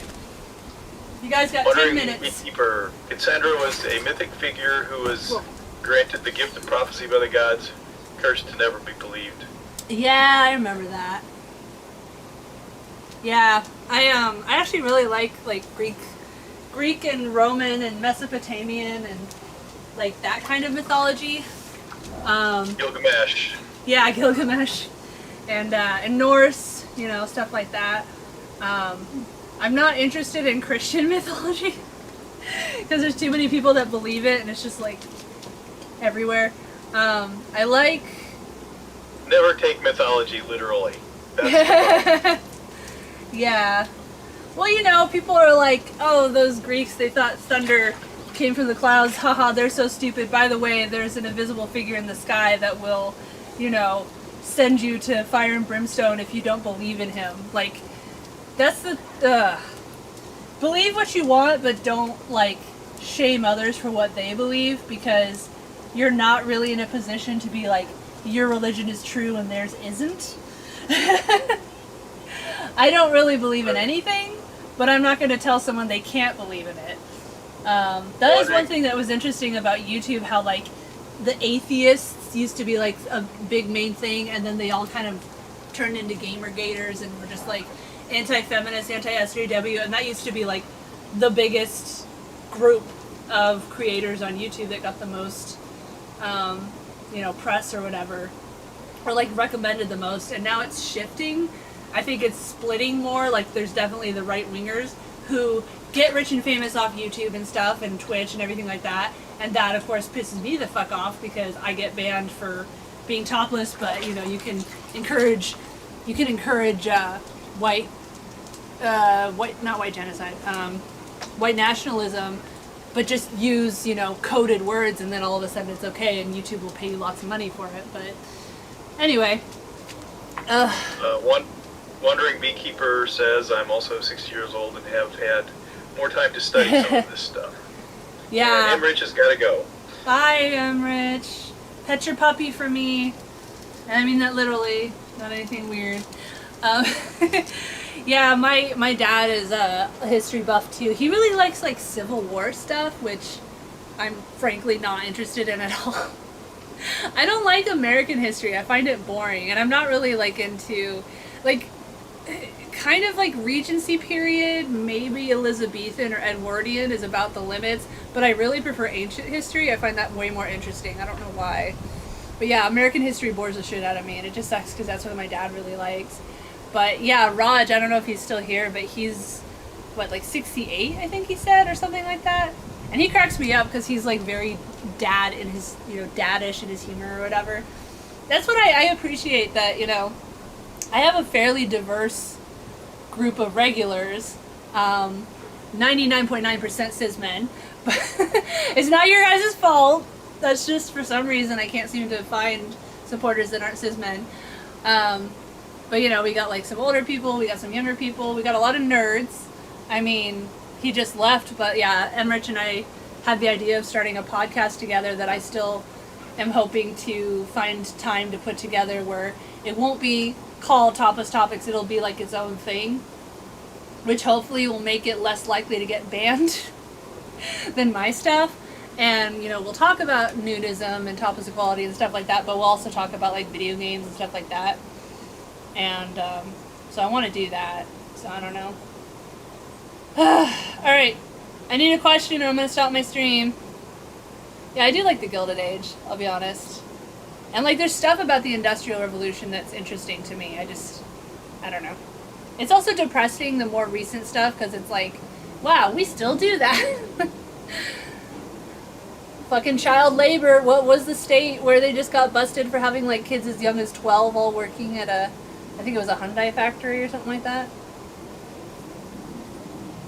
Currently writing a serial fiction piece set in 1858 London, where a gang of drivers for a small family bakery taking on a big firm muscling in on the area, kind of Peaky Blinders meets Victorian Bakers. I don't know what Victorian Bakers is. I watched a little bit of Peaky Blinders, mostly because it has Cillian Murphy in it, who has the most gorgeous eyes. I liked it. It was pretty violent from what I remember. I don't know, man. There's just so many shows out there that I want to watch. And, like, one thing that's frustrating, too, is that, like, I'll start watching the show or whatever, and I always have at least one person in the family get into it, too. And then it's like, I can only watch it when they're there because they'll get mad if I watch it without them. And, so many shows are violent, so I can't really watch them when my kids are home. And my kids are always home, so. Our heroes win through neighborhood organizing. It was a 6-episode reality series in the UK where they put modern professional bakers in 1880. Wait, what? Like, they had to cook, but they were only given the tools available in the 1800s? Is that what you mean? Would I start a town where I can set the town laws? I would just want it to be truly democratic, and, your rules can't really control how other people live their lives. And that includes like stuff that's gonna affect other people. Like, you know, you can worship whatever religion you want, but you can't, you know, be a pedophile, and you can't like do whatever you want with guns, because surprise, surprise, the gun can be used to hurt other people, you know? But if you want to be like, you know, you want to have kinky gay sex, okay, cool, as long as it's all consensual. You want to be a nudist, okay, cool, as long as it's all consensual. And, you know, really reward, or try to establish a culture of like helping out for helping's sake, you know, like have a community garden where everyone shares the fruits of your labor, and, you know, people swap skills. So less about like, I pay you for this, and more like, you know, hey, I need a website designed and I'm an artist, so how about you design a website for me, and I'll like, you know, paint a mural on your house or something like that, like an exchange of skills instead of money. But I wouldn't know how to do that. And also, I have a pretty low opinion of humans. I think human nature is selfish and short-sighted and evil and mean. I think you have to try really hard to be kind. Baked bread as if they were in the 1800s. Isn't that the thing about like everyone on lockdown started baking bread or whatever? I know that commercial bakeries had to be located next to breweries because they used the foam skimmed out the fermentation vats. No, I did not know that. I don't know, like a commune. Yeah, basically. And of course communes get associated with like cults, which sucks. But I mean, again, you know, humans tend to be selfish and cruel and everything, so I guess, you know, you need religion to like put the fear of not being that in them. I don't know. Humans are in fact kind of shit. I love that one song, people equal shit. I know. Well, it's something that like Zan and I have talked about, and he trends toward thinking people are mostly good. You posted a link to something, and like Emmerich was talking about it and saying that like he thinks most people are neutral. I think that it's more that people are neutral and don't really think about the consequences of their action. They see everything from a very like myopic view. And I mean, I'm talking about myself too, you know, like I think it's human nature to not consider how your actions affect others, and to not consider how other people's experiences in life differ from yours. Now, the idea behind leftism is that even though you might not be suffering from something, other people are, so it's a wrong that must be righted. So, you know, just because you yourself are not currently homeless doesn't mean that homeless people should not have, you know, resources. And also dispelling myths that, like, the fucking meritocracy, like, meritocracy is not real. If meritocracy was real, then rich people would be good people. They wouldn't be corrupt fucking assholes. And also, they're not playing from the same grounds because they don't pay taxes. They don't, you know, have to put back into society what they've taken out. There's also no such thing as an ethical billionaire. To be a billionaire, you have to exploit people. Like, it's just simply inevitable. And this is the kind of thing, like, I'm passionate about it, but if I were to try to, like, debate about it, like, I would just get all tongue-tied and, like, not remember specifics and stuff like that. And again, I don't think specifics really matter anyway when it comes to, like, convincing somebody. Alright, it's 3:02. You guys got, like, 30 seconds to come with one more topic, and then once we exhaust that topic, I'll stop the stream. Should I do this again next time? I don't know, like, it feels weird. Like, I kind of would rather be playing video games. I like talking to people, and I mean, I'm happy to, like, go off on whatever subject, but so far, conversationally, this just feels like any of my other streams. Those of you who are new here, you can probably learn pretty fast that even when I'm playing a video game, I'll just, like, go off on a subject while I'm playing the game, so... Meritocracy in specific areas, it has to be egalitarian, it doesn't work in a pyramid. Yeah. Yeah, and I mean, like, who's deciding the value of those alleged merits? Like, you know, how does a CEO deserve to be a billionaire, but someone working 3 jobs, you know, picking strawberries or something, how is that not hard work? Like, that's harder work. I'm definitely from the position where picking strawberries all day is more deserving of reward than ordering people around and like looking at numbers on a paper or whatever. I don't know. It's like versus like trade schools, like how trade schools get shit talked and everything, and it's like, but they're way more useful. Like I still think we should have, you know, degrees in humanities and stuff like that, and like a world without art and movies and everything would really suck. But like, you have to be a hard worker to do well as like a mechanic or a plumber or whatever. You know, if you're not a hard worker or you're really corrupt or whatever, it's not going to work out. Yeah, so it was for the dual stream function. I'm streaming to YouTube right now too, but I haven't gotten any comments on it, so I don't know if there's even a point. But I mean, yeah, I get a lot of shadow bans, and I'm streaming it on my Tapas Topics YouTube, so the dogs keep going over there like there's a neighbor over there, but I haven't seen one actually come out yet. It doesn't work when it's a form of privilege instead of craft. I need to find a waterproof game controller. I could theoretically put it in like a bag. The conservative argument that strawberry pickers are lazy is because worth is determined by publicity. In their life, the more visible you are, the more successful. Yeah, like fucking idiots thinking like, oh, Elon Musk is such a hard worker, and it's like, okay, but anytime Elon Musk is actually in charge of something, it nosedives. And he was born rich. He was born rich. I think you have to be poor, or at least not rich, first to become a hard worker. I don't really think you can be born rich and be a hard worker. But, you know, maybe that's just me being jealous. If you find the game at that link interesting, let me know. That's a dual stream. Yeah, I was trying to find the plugin. I use a plugin for co-streaming up on my desktop upstairs, but I was trying to figure out what it was called so I could set it up here, and I couldn't find it.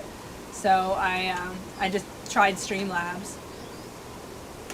I signed up for the monthly one because I figure I can just cancel it, you know. More Discord instance. Just to paste a link. Yeah, I know. Like, there's so many Discord instances out there, and I really don't. The only time I really talk in a Discord is if it's something where I can like try to connect with other content creators. Or if it's something I have like a specific question about like a game or something like that. But if it's just to like hang out and chat with people, like I don't have time for that. I just chat with you guys in my Discord.